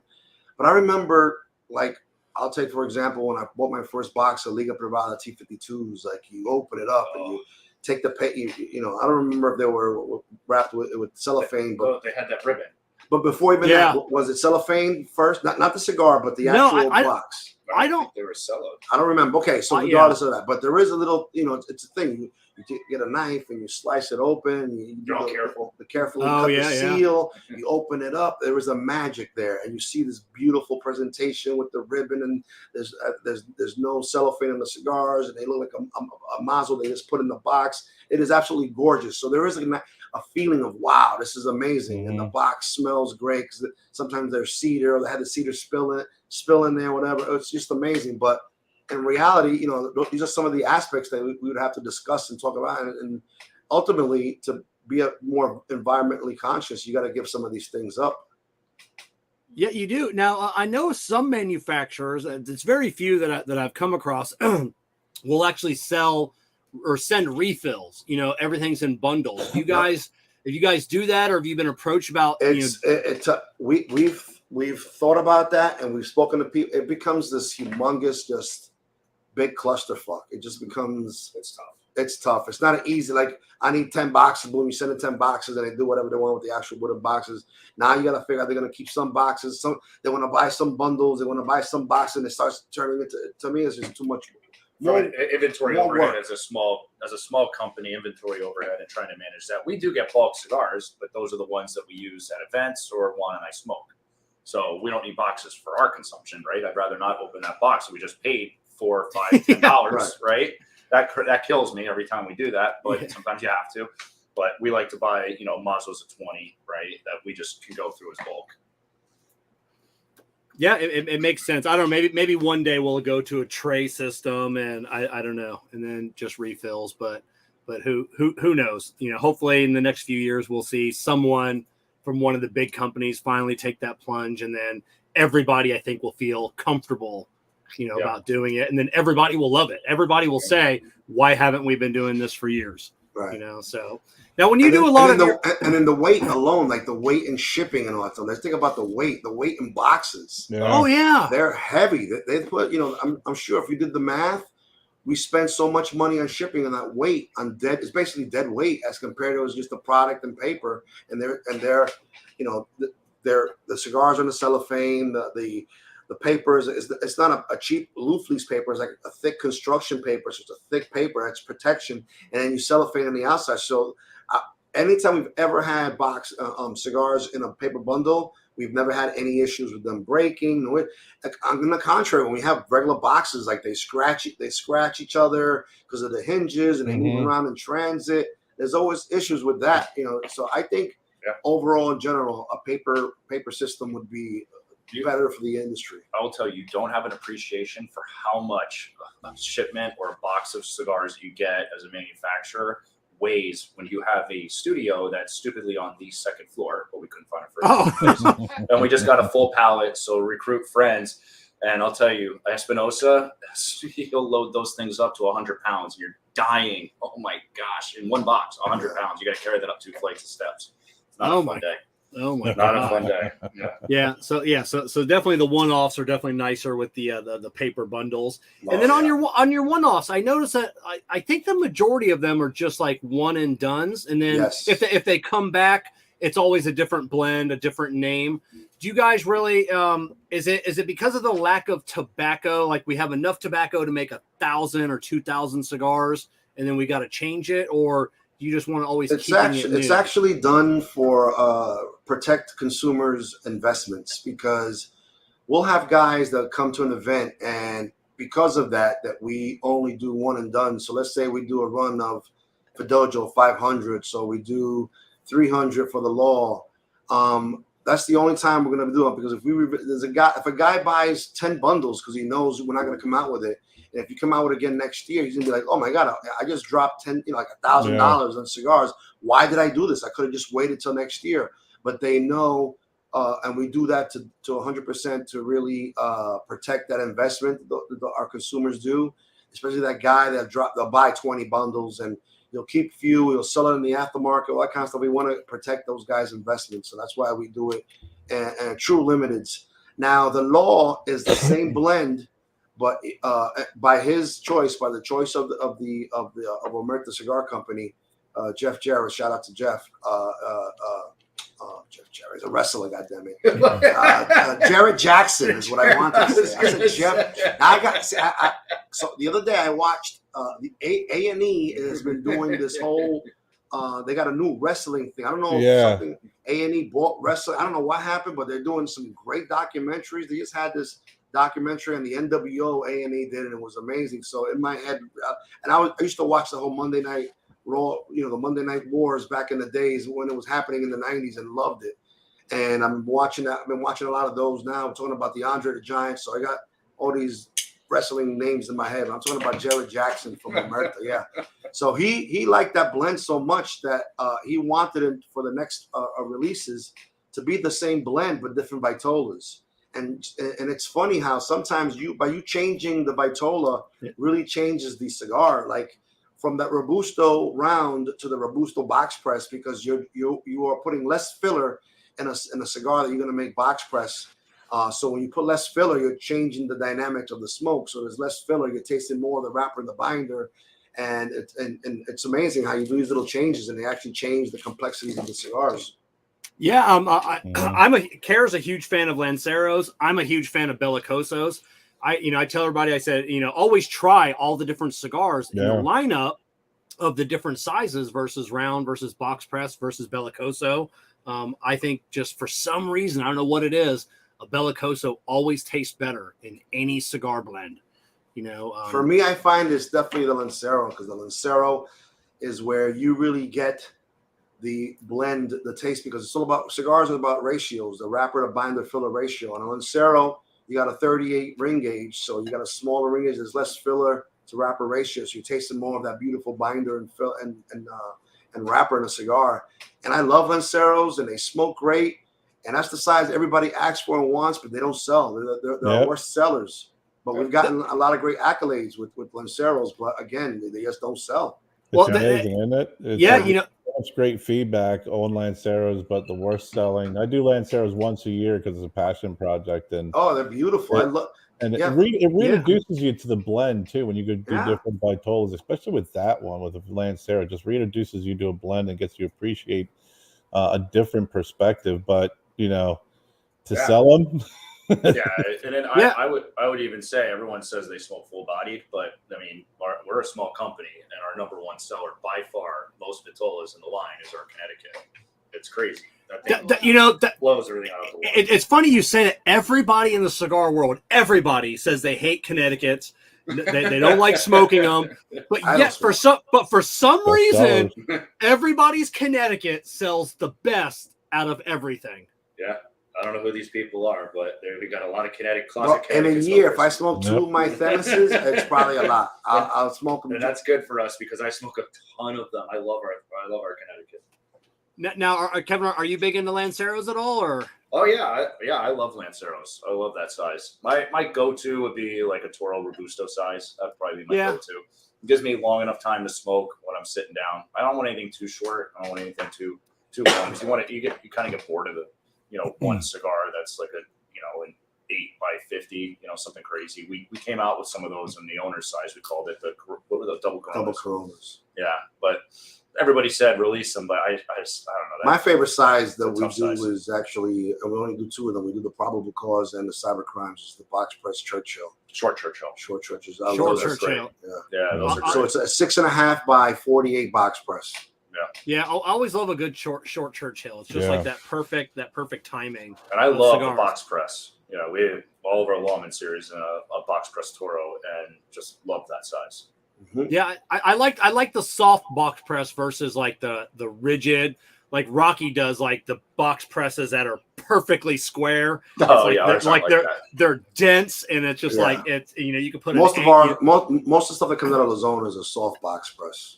Yeah. I always like I said, I much prefer a soft box press than anything else. So out of Illusione, you guys are still just mainly using Illusione, because you had a couple with AJ, right? So AJ makes 2. Well, now it's going to be 3 out of the 4 Lawman series, but it's still done under the Illusione umbrella. So it's not like we still pay Eric, but Eric has some stuff being made at the Salotano factory. Yeah, and, like all of his 601s. They have like a specific section just for Espinosa. It's almost like this mini La Zona in AJ's factory in I forget where it is. The boxes say Salotano is the factory. It's the name of the factory, but it's in I forget the name of the area. Ometepa. I'm not gonna remember it. Shame on me for not remembering. But yeah, so it's about 2 hours away from Esteli, and he put a Salotano factory, and they do most of La Zona stuff. Whatever they do out of there is what they make it out of. And yeah, because he has this knuckle sandwich made at the San Lotano factory. You know, as somebody look up where's the Salotano. Yeah, your producer should have had an answer. yeah. So, Ometepe? Yeah, Ometepe. Is it Ometepe? Yeah, I think it's something like that. But so Eric still has all the creative control over and into that, you know. Correct. And those guys, you know, you're talking, you know, about dealing with Hector and online. You know, Hector is, man, can he nail a blend? You know, we did the blend Cigar Prop Smoke In with Espinosa, the Back in Black that we did, and just talking with Hector and Eric for like an hour, you know, and like I got 3 samples, and they were all Ocotal, Nicaragua. Okay. So and they nail it. I mean, Hector is just a genius when it comes to just nailing. He is amazing. He is something to see. He is absolutely phenomenal. I like his like the guy wasn't born in this business. This guy did not, you know, he wasn't born in the fields, and his mother wrapped him up in a tobacco leaf and fed him nectar of the tobacco plant. Nah, he was born in Hialeah, Miami, or whatever, and did all his time there. Was a cop over there, and just started doing this. And he just had something. He had a gift that it was an untapped gift. And now, like everything this guy makes, like he made he created the knuckle sandwich, and that's a great. I like the Maduro better. Yeah, same here. I'm always gonna love Maduros. When anything that comes in a Maduro or natural, I love Maduro stuff. That's just me. I like that richer flavor that a Maduro gives me. And to see Hector do it, it's pretty amazing. And then just working with that guy, it's a real blessing. Juan and I have a good trust with them now. It's been many years that we've been working with them and coming out with blends, and we can nail some things. 1 or 2 blends, like easy. Sometimes it's 1. And we're like, yeah, dude, you nailed it. But he knows what we're looking for now, and it's an easy conversation. Oh, yeah. He told the story. We had him on the show not too long ago, and he told the story. And then he just told it again. He was on somebody else's show the first time I had met Hector. I think it was at the Great Smoke. And, I think it was the Great Smoke. And Jack Tarano had just left, like, the booth. And I walked up to Hector, and I'm like, oh, my God, is that Jack Tarano? And he's like, yeah, it's Jack Tarano. And I'm like, oh, we have a weekly show. I'd love to get Jack on. And then Hector's like, hey, I'm Hector Alfonso. I blend for Jack on instead of Jack off. Right? Yeah, that's it. So he tries introducing himself to me, and I'm like, yeah, but I want to talk to Jack Tarano. And Hector's like, fuck you, So he still tells that story about how I just dissed him. That's right funny. There. I'm like, yeah, I don't care about you. That's Jack Tarano, man. I just noticed I didn't get the memo about having the cool shades on for the show. Oh yeah, everybody's got them except for me. Oh, you and Jess. Jess, do you have shades on? No, she does not have her shades on. You're not the only one. You're not the only one, pal. She's got to see what she's doing on all the tickers and everything up. We talked about Juan Lopez a little bit ago. You were just down here. I was lucky enough to get an invite to the Juan Lopez wedding. Congratulations to Juan and Bianca Lopez on their new vows, and they're amazing people. I've actually known both of them for years. Like Bianca's been with Gurkha for a long time, and I first met Bianca when Famous Smoke Shop used to do their Cigarnival, and Gurkha had a table over there, and I don't know, before I even had a company, I was just this tremendous cigar nerd, and I would go to these events, and I just had a good personality, and I became really friends with a lot of these guys, and Juan's always been a great friend, and I got an invite to the wedding, and it was amazing. It was a beautiful time just to be part of that special moment, and well, it's the funniest thing. Like, you think about it, like we're technically, competitors, but we're not. We're friends, and And for him to send me that invite, it was awesome. That was the second industry wedding I ever got invited to. The first I didn't go to, and I regret to this day. And I say I will never not go to another cigar industry wedding. But I got invited to the Fuente wedding, Liliana Fuente and her husband. And you didn't go? Bro, listen, I kick myself in the butt all the time. So this is what happened. So I get the invite. I think my wife was pregnant, so she couldn't fly. And it was a +2. So I'm a +1. So I got to bring somebody. So my wife can't go. So I go to Bill Eyes, my partner. He goes, yo, you want to go with me? And we both love Fuente. He goes, I can't go. It's going to be weird. Us two, you're my +1. They're going to think we gay. Like, nah, they're going to think that, bro. Come on, let's go. And he goes, I'm not going. I'm not, all right, whatever. And then I was like, do I go alone and be like a loser and go alone? So I made a terrible, terrible error and said, I don't want to be a loser and go alone, but I regret not going to that. The answer to that question is yes, you do. I should have went. Yeah. It was a bad mistake. Weddings are a great place to go alone. Just go. You'll have fun no matter what. Yeah. Yep. I hated missing that. That was the wedding of the century, the Fuente wedding. Oh man. Oh. They made special cigars for the table. It was oh my god. For a Fuente nerd, I can just imagine you being home, seeing all the pictures. Oh, it was driving me crazy. It was driving me crazy. Oh my god! So was there a lot of and I saw like 3 or 4 people from the cigar industry. I'm sure there were a lot more people there. So there was Jack Tarano was there. There was Richie Otero from Espinosa. There was the guys from La Pelina, Clay, and my God, I forgot the other guy's name. Sammy from La Pelina. Sammy still won't come on the show. 2 years I've been trying to get Sammy on the show. Why can't you what does he say? Well, no, he does. So there's a middleman you got to go through to get to Sammy. Like Sammy is famous, so you don't talk to Sammy. You talk to Sammy's middleman. And Sammy's what's the middleman's name? I can't remember what Max. Okay. Max. So I'm trying to get Sammy on the show for like 2 years now. And then we had the Garcia brothers. Those are like cigar influencers. I don't know if you follow them. Julian and Jay Garcia, the two twins. They're Filipino guys. They were there. That was kind of cool. Who else was there?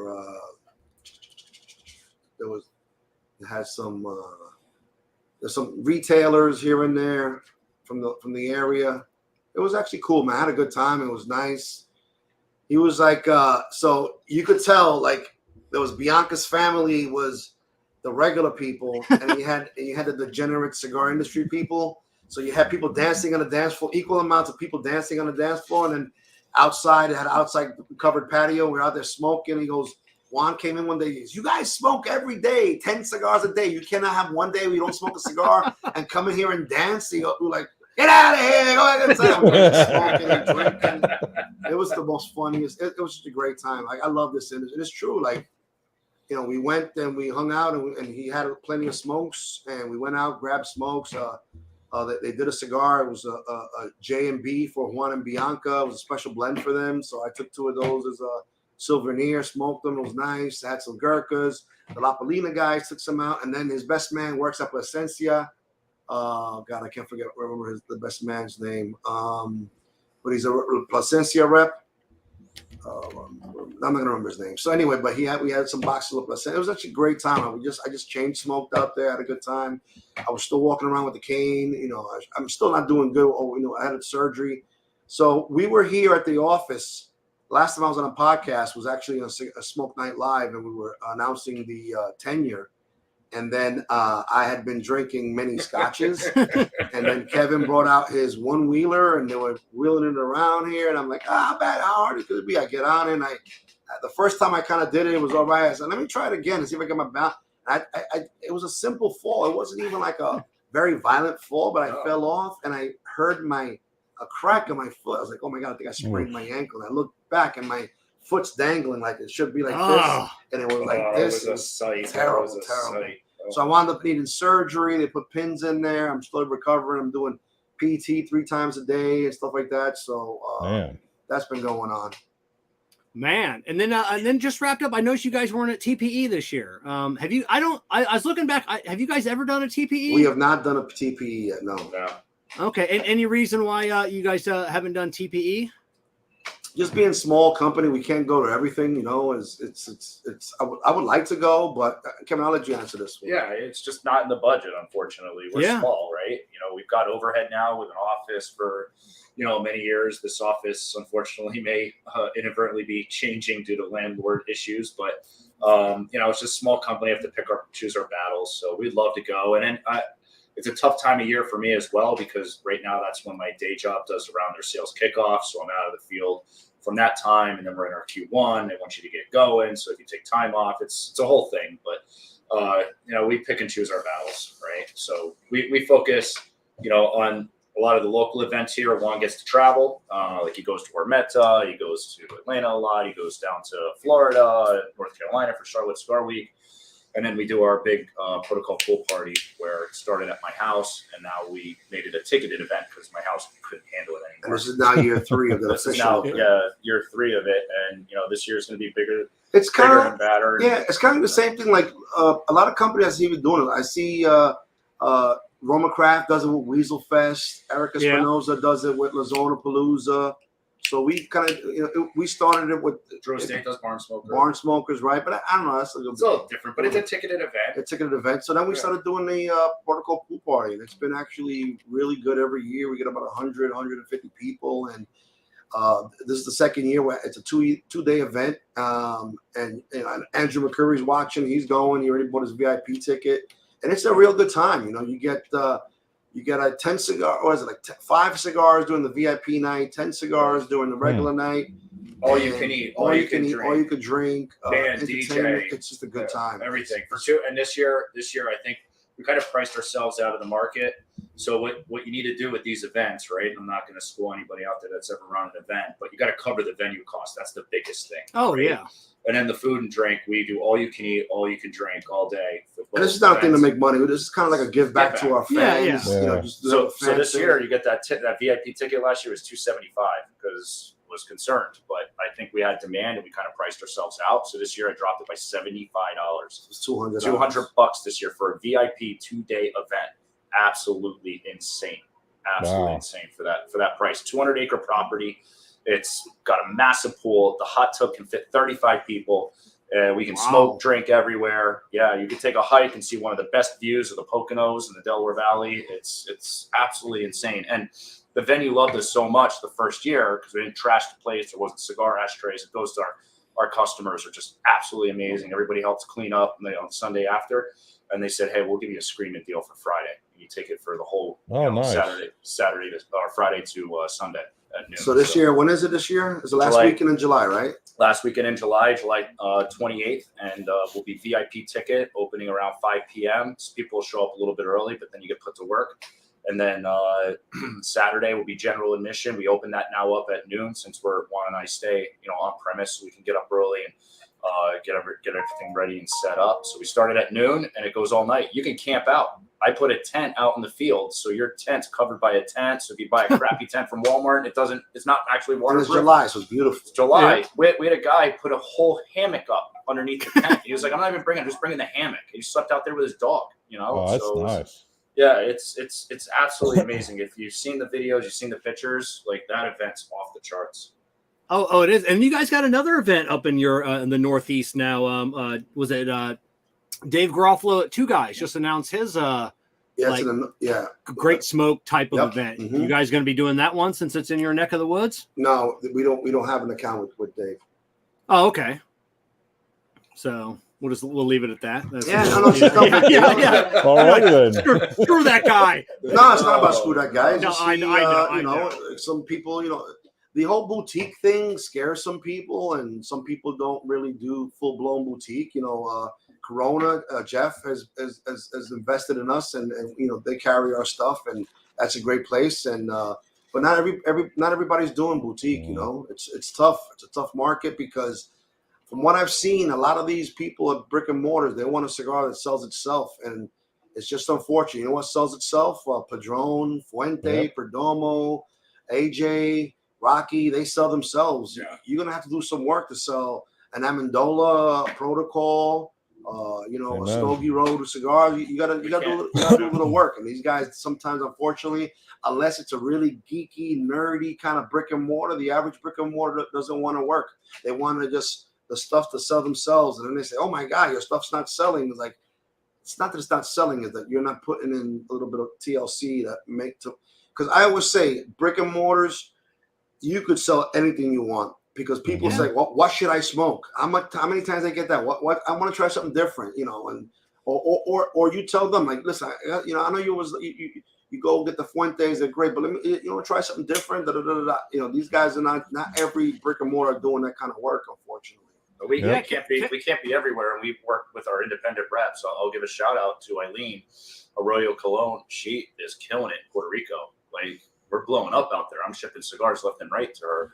And it's because she's putting in the time and effort, right? It helps that she's very attractive. She's knowledgeable. She can speak about the cigars, but she'll run events and do the word of mouth. So, my time in shops like the Wooden Match, getting the waitresses. When we had red, blue, and gold, I go blue's full, red's medium. It's medium full, but whatever, make it easy. And then gold's mild. And the waitress would be like, "Yo, this table just bought like 3 boxes of cigars at the Themis, and they tipped me on it." I'm like, there you go. And then now it's, one of our bigger accounts. Well, it is, Kerr. I mean, you used to travel a lot, go to all the different lounges, and we do that too. And like I said, a lot of times we're like, "Hey, I want to try something different when we're traveling," and they'll be like, "Oh, hey, have you had this Rocky? Have you had this Padron? Have you had this Drew Estate?" I'm like, I smoke that all the time. What do you got? What do you got different? What are you smoking? I don't know. I yes, you do that sometimes, but I'm pretty much the one who will try anything that's not. Yeah, if we're in a lounge, mainstream. I always buy especially things that don't have bands on it. Yep. I'm like, yes. Yeah. Now I'll be somewhere where there's not a well-informed tobacconist and they really don't know, and then it's like, you know what? That is really clutch to a place. Brick and mortars need to have more. It is, and then I'll just end up. I'll just be like, I'll just take this Liga Privada T52. I know what it tastes like. If you're not going to make a recommendation, those are the cigars that we just said. Those are the cigars that sell themselves. And I got to say, Juan's great at this and kind of taught me this. But you're not selling to the shop owner, right? You're selling to the employee that's backing us, right? Those guys that may not be that well educated or even know your line, but those are the guys recommending the cigars. They're the one working the register, right? And that are answering that question. So if you go in to the shop, you give those guys a couple of samples and say, "Hey, I hang out here. When the guys come in, just think about me when you're recommending some things." And that goes a long way. Yeah. Shop owner will pay to bring you in, but if you don't move, he's not reordering. It's those guys that are selling day in and day out. I'm not telling anybody anything they don't know, but it's that type of effort. And that's what I try to tell our independent reps, around is like, hey, get into the shop, but then get those guys that are working every day and give them a couple and say, "Hey, we're now in here. Let me tell you about it. And maybe you want to recommend it to some of your guys." Yeah, because that's going to keep those customers coming back, because the guy that comes in and they just recommend the Padron, that guy's, maybe if, he's not a huge cigar geek, he likes that Padron. He's going to hop online and he's going to buy more Padrones at one of the big guys, but if they recommend a boutique cigar company, hey, I really like this, I'm going to go back to that brick and mortar and get more of these, these boutiques, so I don't know. It is what it is. I sometimes, I've been to great, Kerr, you've been to great lounges. You've been to not so great lounges. Yeah, it's taking the time to have the conversation and the knowledgeable staff, and you walk into those ones that's just like, "Hey, let me know if you need anything." Yeah, that's it. and when you hear that, you're like, well, if I bring my stuff in here, it's never going to move because they're not going to take the time and the effort. So yeah, it's definitely. I've always said this, like. We don't want to be in every cigar shop across the nation. In one state, I'd rather have 10 great retail partners than have 30, 40, 50 shitty ones, So yeah, they don't have to be everywhere. It just got to be the right locations. Yep, and the right location. Are places that are very boutique friendly and they appreciate boutique. Like, for example, just top of my head right now, Caravan Cigar Company. If you guys ever go to Caravan in Bath, PA, the majority of the stuff they have is pretty much all boutique. I don't think they have anything really mainstream. They have a few mainstream things here, but not like, the overwhelming is boutique. And that's how you differentiate yourself from everybody else. Because Everybody else has the Macanudos, the Monte Cristos, all that other stuff. Now, you got places that either that's that kind of shop where they're going to sell the main 7 and that's it, or if they have a few boutique, it's going to be the biggest boutique they'll have is Saka and Molino, which they're huge anyway. A guy at our size, they want nothing to do with us because they're unwilling to try to even push that product. They want the cigars to, like I said, they want a product that sells itself. And if you want that formula, unfortunately, a lot of probably 8 out of 10 boutiques are not for you. If you're gonna want that, because they're so and now that the FDA has started to kind of like pull back on the reins a little bit, I'm seeing new boutique brands popping up like crazy. Yeah. There was a time where they weren't popping up at all, like during those last 4 years. Now things are going by, and now I'm seeing like, it's like everybody's got a cigar brand now. That's it. They're every day on social media. You see them every day. I get messages every day. Will you try my? Oh yeah, every day we get people that reach out. Hey, will you try our cigars? Do you want to do a video? And it's like I'm too busy. I wish you guys would return my messages. Yeah. Jessica. Yeah. So we're talking about like the big cigar companies, the brands sell themselves. Let's talk about some news that happened. Was it last week? And we haven't talked about this on the show. You're the first one, and Alec Bradley was acquired by STG. Let's stop for a second. I want to give a talk. Listen, Alec Bradley, that company, the Rubin family has a very special place in my heart, because before I even had a company, just being like this cigar nerd,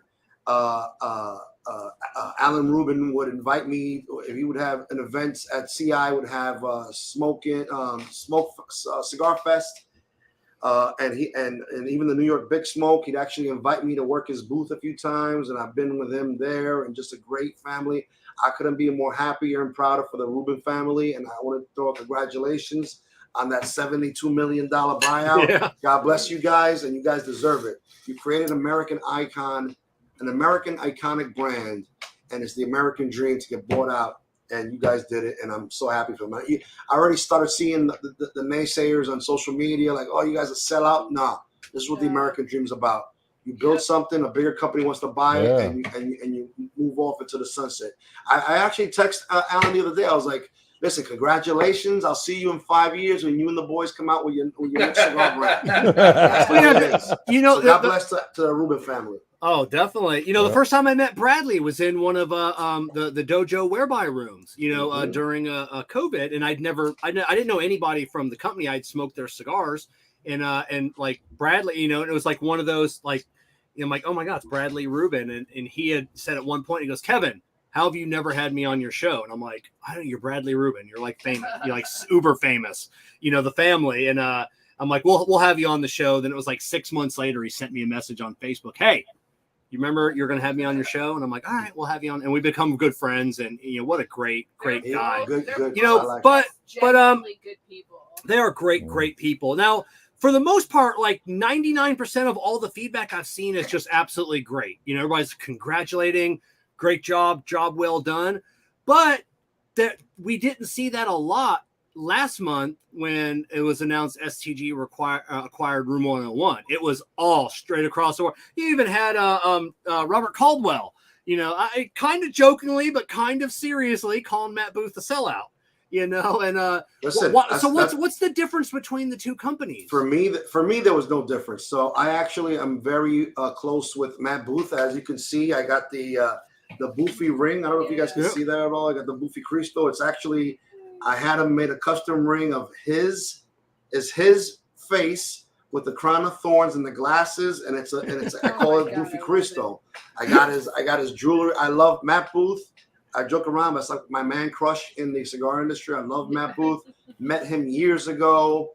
I probably met him like 10 years ago. Just a great guy. We've always been friends. And for me personally, I couldn't be happier for him either. And I know, you know why? Because I think Matt Booth and the Room 101 was very boutique-y. It was the boutique feel, the boutique, up and coming, the progressive, the grassroots guy, and for him to buy this, I did see that he got a lot of negative flack, But same thing. How about that? When Drew Estate did it X amount of years ago, great example. They crushed Jonathan Drew too. It was like they were just like I saw more like fuck you for being a sellout than congratulations. But to me, I guess maybe because I'm on this side of the fence now and it's a business, and that's the American dream for you to have a passion and you build something and have a bigger corporation buy you out, and for a good good chunk of change, $72 million. That's like the second highest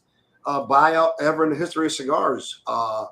I'm so proud. I could not be prouder of Matt Booth, Jonathan Drew, and the Rubin family for doing this. God bless them. Keep going back. And that's Perez Carrillo when he sold out to General. The Taraños when they sold out to General. Listen, this is just the way it is. This is the way it is, and why you're business. It's business. Yeah, it's business. Yeah, that's life-changing money for a family and generations, right? That's generational money there. That's it. And a lot of people don't know. I mean, you guys are in it. I mean, we're all in the cigar industry. So I mean, we see what like profit margins are slim. It's never, you're always on the cusp of whether you're going to make the bills for the next month. And I remember Steve Saka, back when he was, with Drew Estate at the time, and he was saying, it was they had gotten so big. I mean, they were always a month away from filing bankruptcy. Like, you get so big and this money, it's not, I mean, you guys are shelling out tens of thousands of dollars. They're shelling out millions and millions each month, so we don't know, the whole story, but yeah, it's, I would love for a Swisher Sweets to buy Saka and Molino and just bring them back together. Now, boom, we got Drew Estate all over again. That's what I said. Get the band back together. Yeah. It's funny about like what Juan's saying, right? So being a small company, we have capital tied up and a ton of products sitting in that humidor. We just got a shipment, right? We got to figure it all out where we're putting it. So it's like, so you make that investment and now you got to move it, right? Because you got to pay for it, right? So it's like what Juan said about like the 10 shops. It's how do you allocate that capital? Where if you have 50 shops and they all order because you went to some trade show or you got hot for something, you got some press, and now you're trying to forecast that out because you don't want to be out of stock because they're going to replace you on that shelf, right? So how do you allocate that capital and make sure it's like almost like you need like just in time, but with cigars, you don't have just in time inventory, right? What you have is you put in an order and it can take 3 to maybe 6 months for us as a smaller guy because we're not putting in big orders. Factory's going to make the large orders first and then we get put on the back burner and then you get a product in.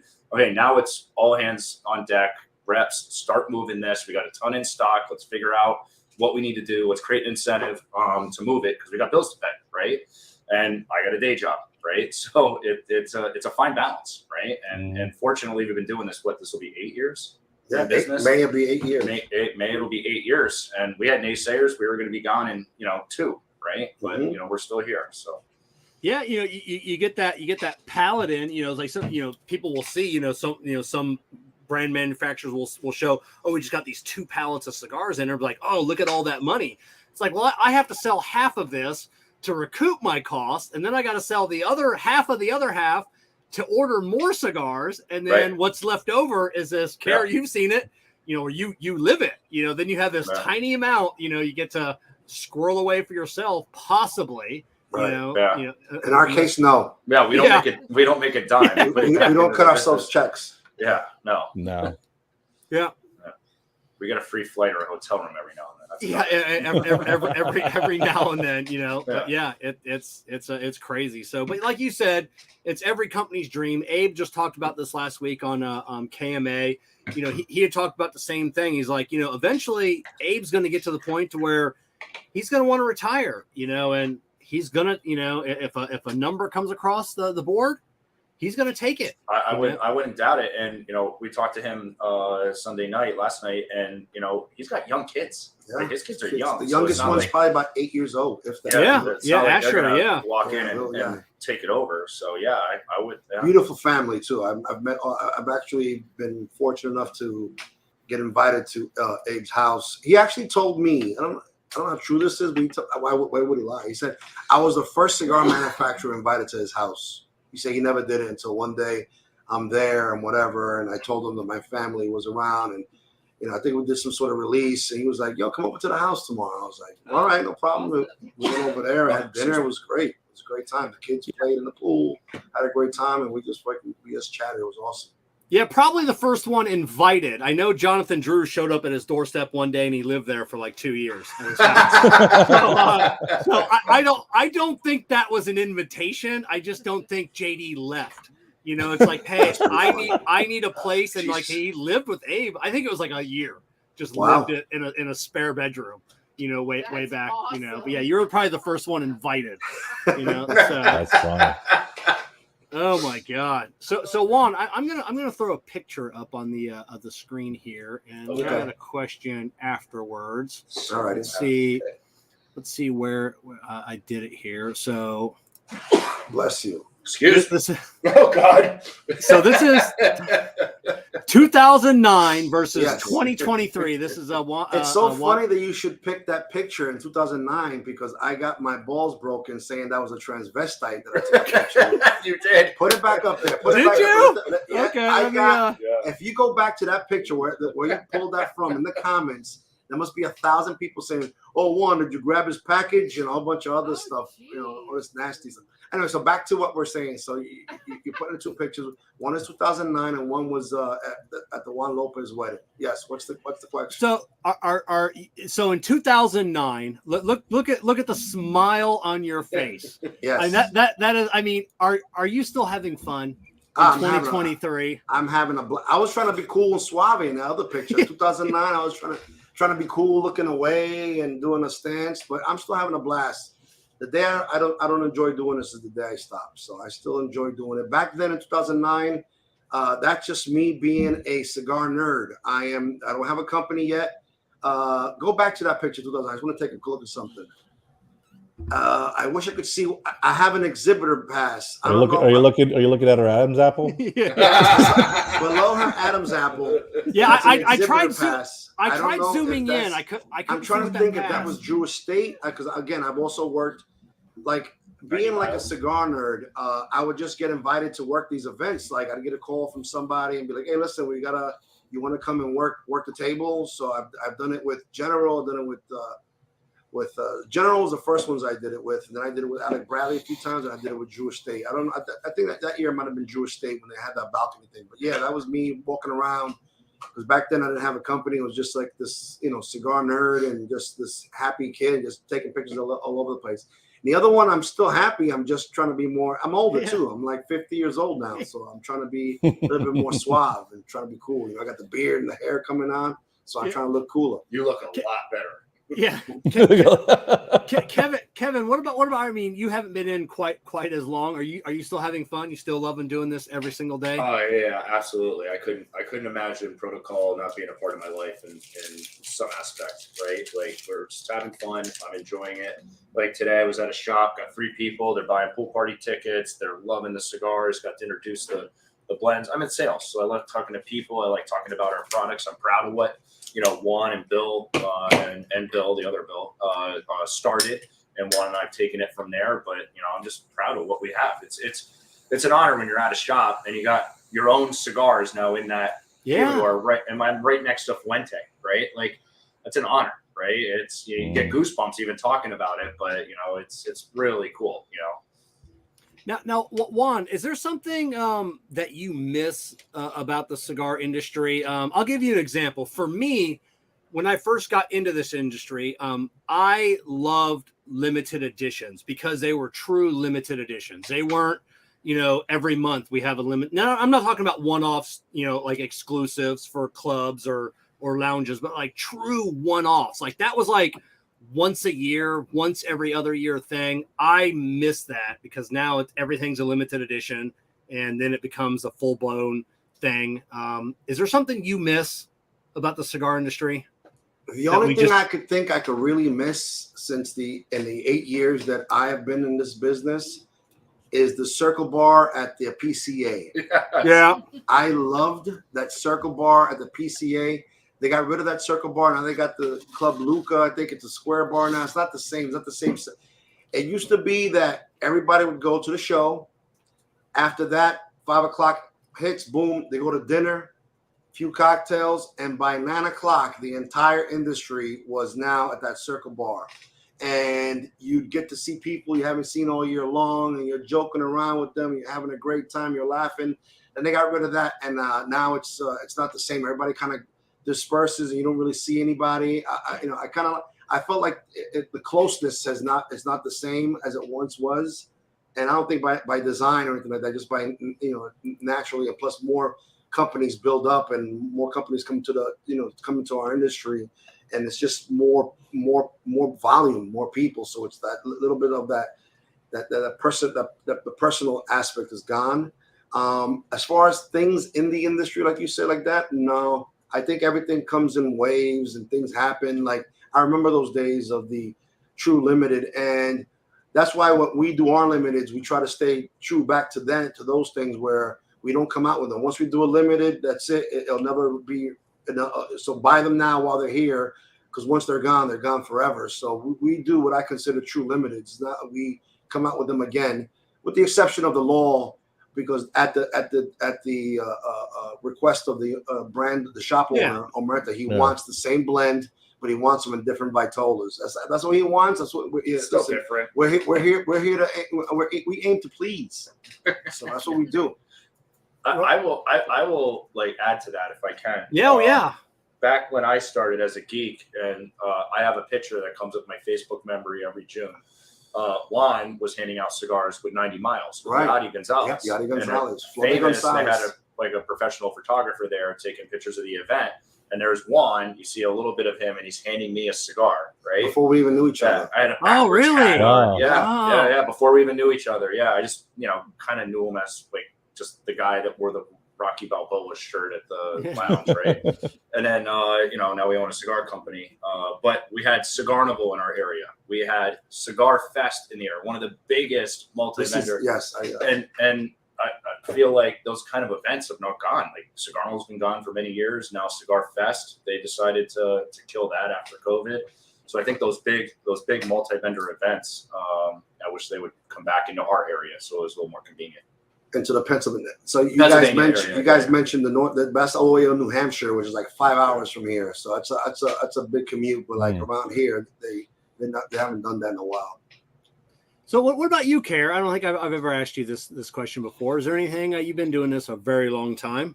Kerr, how long have you been around? I think our company's been around for going on 4 years. Okay. And I hate to say this, but I never. Today's the first. Call me an asshole, but I've never heard of a Stogie Road. Unfortunately, no, it's fine.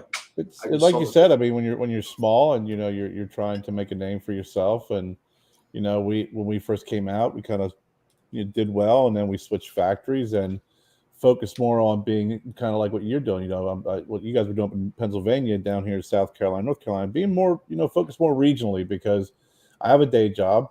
And I enjoy my job, and I can't go out and do a lot of things. So I want to be able to service the shops in the area. So I want to be able to get to them. Right. If someone in Boise, Idaho wants to bring my stuff in, that's great. But I'm not going to be able to do any events over in Boise, Idaho, or go visit in Boise, Idaho. So and we have a lot of great supporters here locally.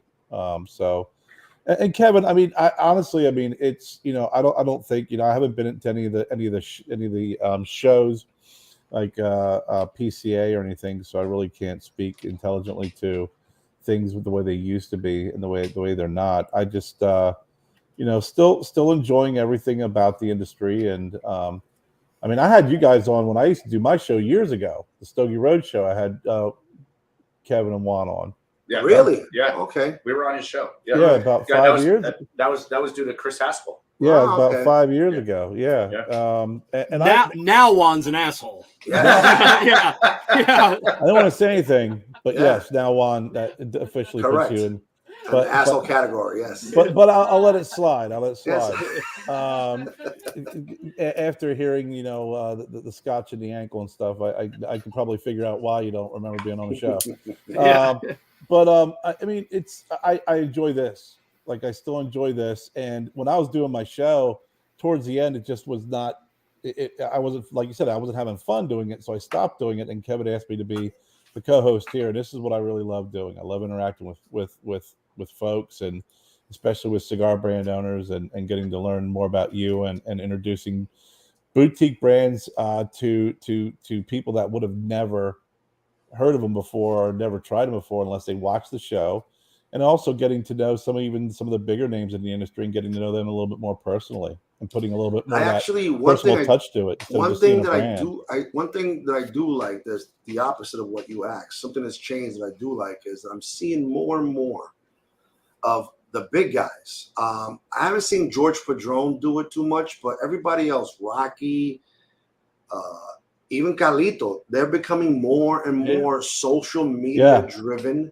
They are going on people's shows more. Before, you never saw Carlito Fuente Jr. on a show, but now he's got his own weekly show. It's him, Jose Blanco, the Marrakech guy, and then what's her name, Melanie Cisco. I'm like, wow, like that is an actually great aspect that now the geeks that are out there right now have more of a one-on-one with these guys. When before they were like, you'd see them at an event maybe once a year. You go to Tampa, you see Carlito, and you're like, oh my Lord, sorry.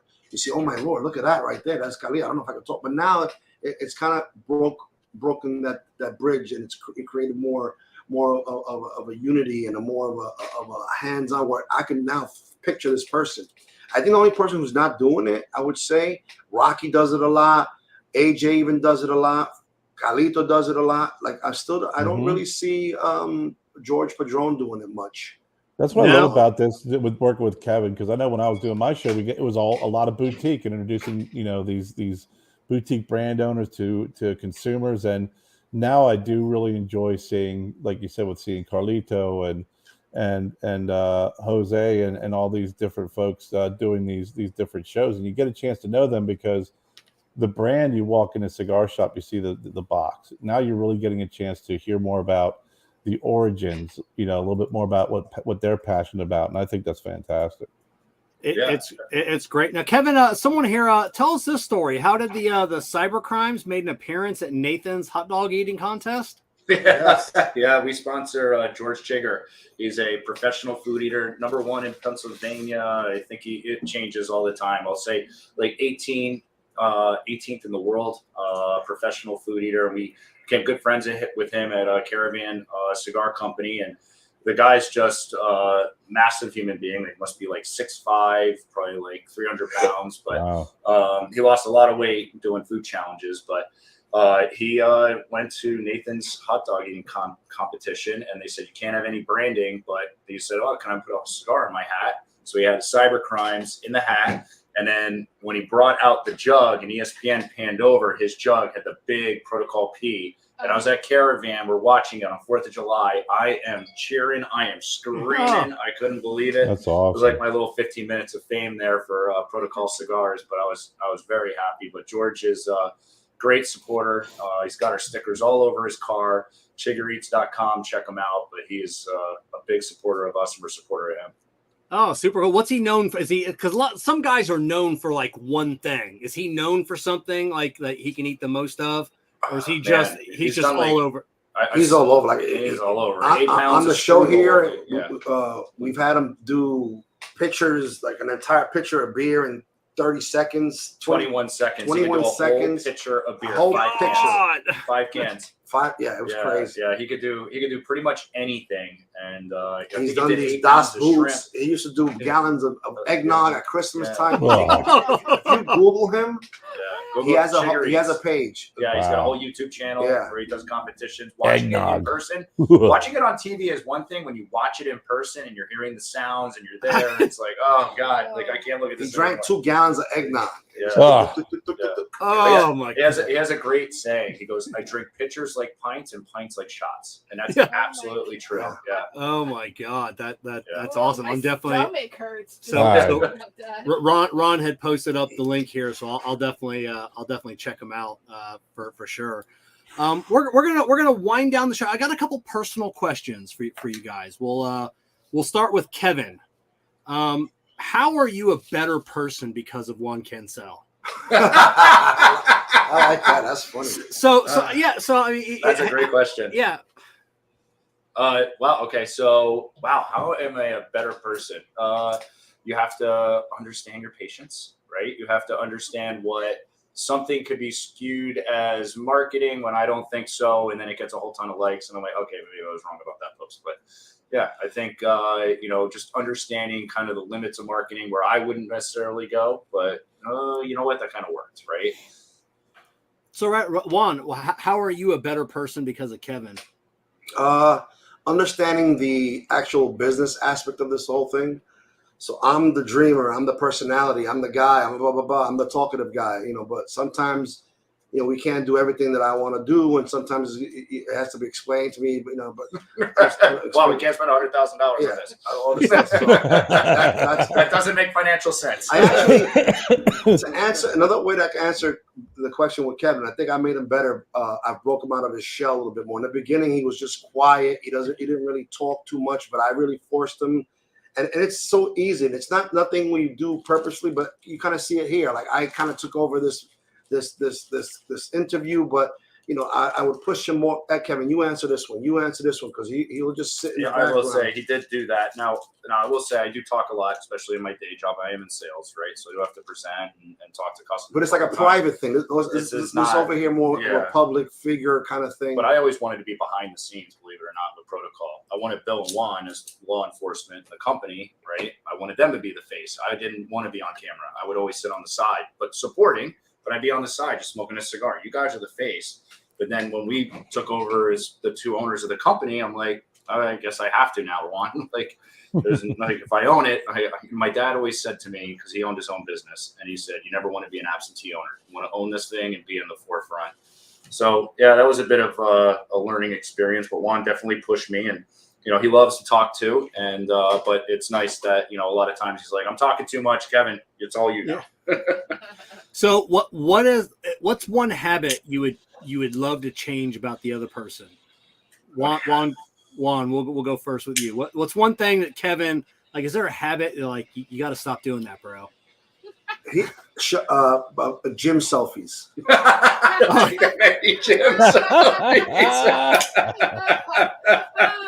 That old, you know how it goes. You just finished doing push-ups and your biceps look all swollen, and you take the it's the camera like this. Yes. Yeah. And I'll say for Juan, stop taking pictures with trannies. Yeah. I still don't think she's a tranny, though. I don't know if she was. She's probably an amazing woman. I don't know that. Yeah. Or an amazing tranny. I'm sure he make her a wasn't bad one. person. Right. Yeah. Exactly. I'm sure he wasn't. That was before our time even being friends. I just remember that picture. Well, I mean, if it was a tranny, I mean, it's been so long now. He probably looks amazing. Maybe that's not even the correct political term anymore. You can't use trannies like an insult. I know. What is it? Transgender, yes. Transgender, non-binary or something like that. Polyglamorous. Polyglamorous. Oh my God, we've got to call. Okay, that just so everybody knows, that term was coined here tonight. Polyglamorous. That's not a real thing. I just made it up. No, it's polyamorous. Oh, I like polyglamorous. I like that better. Now you have to make a shirt and wear that. Yeah, I'm polyglamorous. So speaking of shirts, I will say Goose, who is now out and officially dating Yachty Gonzalez, he made a shirt, and it was a picture of one of the first pool parties at my house. And Juan I had a bottle of Ron Jeremy rum, and it had Ron Jeremy with the beard and the long hair on the bottle. Juan was drinking it. Someone took a picture, and it looked like spitting image of Juan, right? On the bottle. And he made a few shirts. I had to buy one. I still have the Some shirt. people have those shirts. Yeah. Oh my God. Have you seen Ron Jeremy? A sad story on him. God, yeah. He's in jail somewhere, right? No, I think he was just declared mentally incompetent to stand trial. Really? Wow. Yeah, he's got like a bunch of rape charges. Yeah. Obviously a little it's rough. creepy. He is doing he's looking pretty bad. So who's the better gift giver between the two of you? Who gives the best gifts? That's an interesting question. I like that question. We don't really do gifts. I usually pick up tabs here or there. He's taking me to dinner. Like, kind of goes both ways. Okay, like the picture that No more polyglamorous jokes. Yeah, that's it. So one last question. When's the last time you guys do a heated argument about something, and what was it? I don't think we've ever had a heated argument. We talk about that. Let me try to think. Heated argument. Yeah, what the heck would that have been? I can't think of anything. We have passionate discussions, but no heated arguments. Let me think of the one. I can't think of nothing. No, it's pretty easy. See, you just talking would be a heated argument to Kevin. He's just not familiar with people from up north. So he thinks I'm constantly angry and yelling. I'm just talking. Us Northerners talk loud and we break each other's balls to almost like the regular people. Like I go into a lounge sometimes, I start breaking balls, like and some people get like all bent out of shape. Like, oh, I was just joking. If I didn't like you, I wouldn't break your balls. There's one aspect that Juan and I both have. We can dish it, but we can also take it. Yeah. Right. So that you don't see that with everybody in your life, right? In all times, but yeah, we could both dish it. You can't laugh at yourself. We could definitely laugh at ourselves. Yeah. In Kevin's defense, Jess. Why? Yeah. Kerr also has a Jersey girl at home, so that likes to speak passionately, so I've never had anybody argue with me when I'm agreeing with them. Yeah. I'm like, why do you sound like you're so pissed off? I'm agreeing with you. Yeah. I remember one of the first arguments that Jessica and I got, not an argument, she was trying to argue, but then she got really mad at me because I wouldn't fight back, like argue. And then she just goes, why don't you just yell at me? And I go, I don't yell. Well, like, I just mean like just be normal. Like, be normal, as in just yell back at me. It'll make me feel better. And I go, I don't yell. We just well, it's not even really yelling. It's like, or you could just say like a typical Jersey thing, get the fuck out of here. And then, okay, no problem. She wasn't even mad you said fuck. You get fuck out of here. And then, okay, no problem. I guess that's the language I understand. Like Kevin was like too nice at times, and I was like, this is not okay. Yeah, like you need to be like a little bit more aggressive. I strongly disagree with you, Jessica. I try to look at things like very rational and just try to just stay calm. No one died, right? Everyone's okay. Everyone's healthy in the family. But then I'm recently dating this girl, and she was like going off on this, and I'm just like, yo, calm down. This is easy to get past. Well, I'm trying to be irrational right now. You're not helping me be irrational. And I was like, oh, okay, I'll just let you go off. Oh, you told a woman to calm down. That's always a great way. To cool. Everything's gonna be fine. No one died.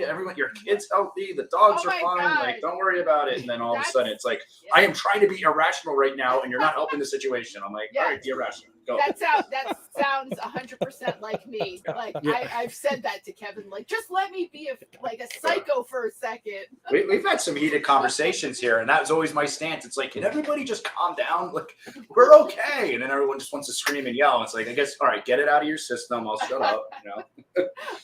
Awesome. So perfect. So Juan, you had mentioned before the show we were talking one last thing before we let you guys go. Jiffies. So how to create. So this is what I want to know. So I for you guys that I'm sure on social media, you can now put a GIF, which is a GIF, and it's basically a little video of somebody doing something. Like one of my favorite ones, when it's a question about should I, is this right or is this right or. So instead of saying yes or correct, I use the Macho Man one when he goes 1,000,000% correct. He uses that all the time. GIF. I just love that GIF. So GIFs are a big thing for me. I just love it. That's my main form of communication on social media. Instead of answering things, I put a GIF. Like maybe 9 times out of 10, I'll put a GIF or something. I try to find a relevant GIF in there. But the other day, I was trying to find a cigar GIF, and I saw you guys. You had like one of you and Jessica, and 3 of you, Kevin. How do you become a GIF on a usable GIF on Instagram? Tell me the story how that happened. So Instagram owns Giphy, Giphy. So if you go to Giphy or Giphy.com, you can actually create your own GIFs. You set up, I think you can tag your Instagram account, but you set those up.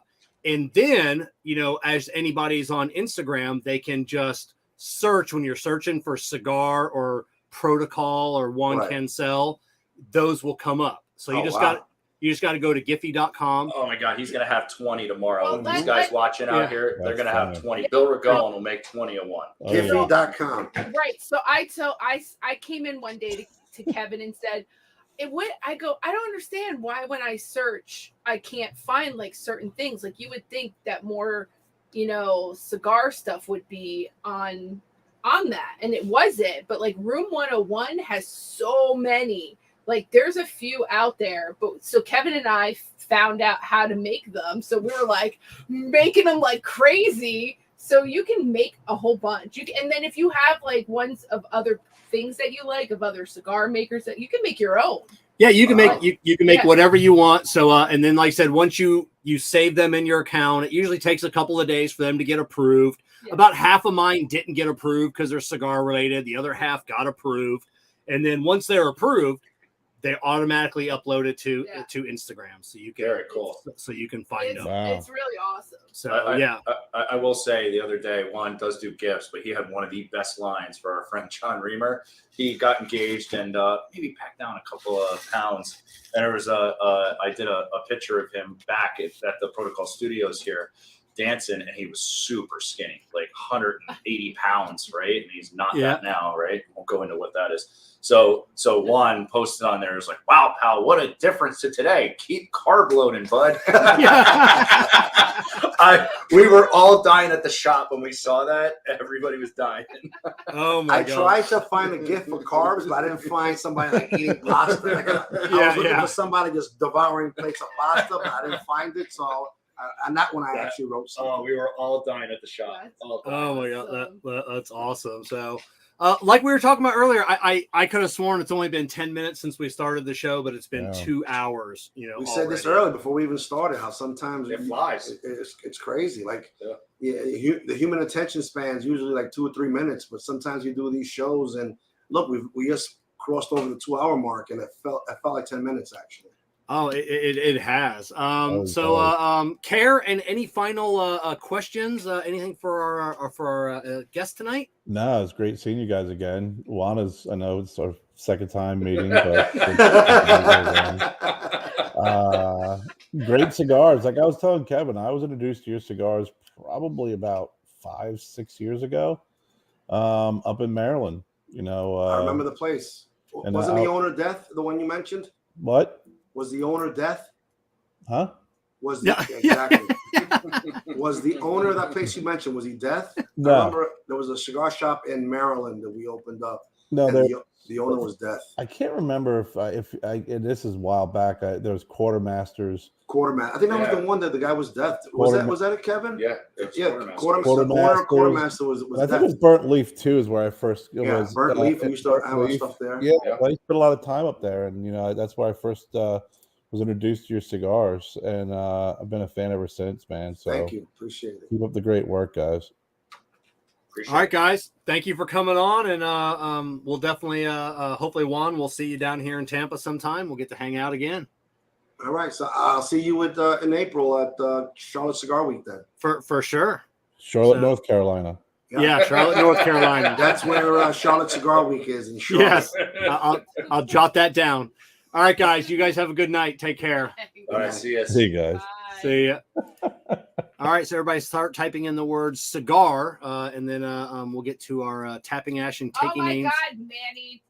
Oh God, yeah, they can finally go into the vault tonight with the tomorrow. Oak Island. He said tomorrow. Tomorrow. I'm sure they will tomorrow. It's always tomorrow. It's always tomorrow. So let's get to the tapping ash and taking names giveaway presented by Jake Wyatt Cigars.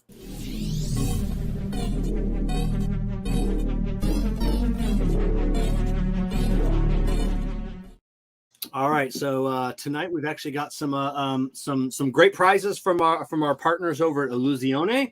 We've got an Illusione hat, and we've got a couple of cigars and an Illusione lighter. Oh yeah, the lighter. Yeah. Do you have it over there? It's in the bag. It's a soft flame lighter. Yeah, and I went to go light my cigar with it, not even really paying attention. I was like, I quickly pushed it to the side and grabbed a better lighter. How do they light their cigars? That's gonna take forever. Some people love, a Bic lighter. I like a good soft flame lighter. I could do it. All right, let's see. Let me make sure we have our list. Don't hate, Jessica. I wasn't hating. It's a really cool lighter. I really wanted to use it, but it was so Steve Irwin. Congratulations, Oh, Steve Irwin. So congratulations. send me an email, Kevin@cigarprop.com, and we'll get your prize pack out to you. Next week we have Enrique Cejas from Matilde Cigars to the show. I don't know a lot about Matilde Cigars. I always hear Cigar Coop, William Cooper, always talking about Matilde Cigars. Loves their cigars, so I'll be interested to talk with Enrique. I think I've had their cigars. Yeah, I'm not sure if I've had them or not. So we'll find out a little bit more about the company next week with Enrique. Also, make sure you're following Cigar Prop producer Jessica, Kerr Viajante, Stogie Road Cigars, Protocol Cigars. All the links to their social medias are in the video description below. If you're listening on a podcast, it's in the podcast description below as well. So make sure you give everybody a follow. Once again, thank you to JC Newman Cigars, CigarMedics, Amendola Cigars. We are the Muscle, Jake Wyatt Cigars, Illusione Cigars, deep in flavor, deep in your mind, K by Karen Berger Cigars, Corona Cigar, and of course, Drew Estate and Experience Acid. Kerr, sign us off for tonight. Another great interview. It's good seeing those guys. Life is short. Grab yourself a buddy and a vice versa and separate it and smoke it. Enjoy it. Enjoy it. So couldn't have said it better myself. And we'll see everybody next week.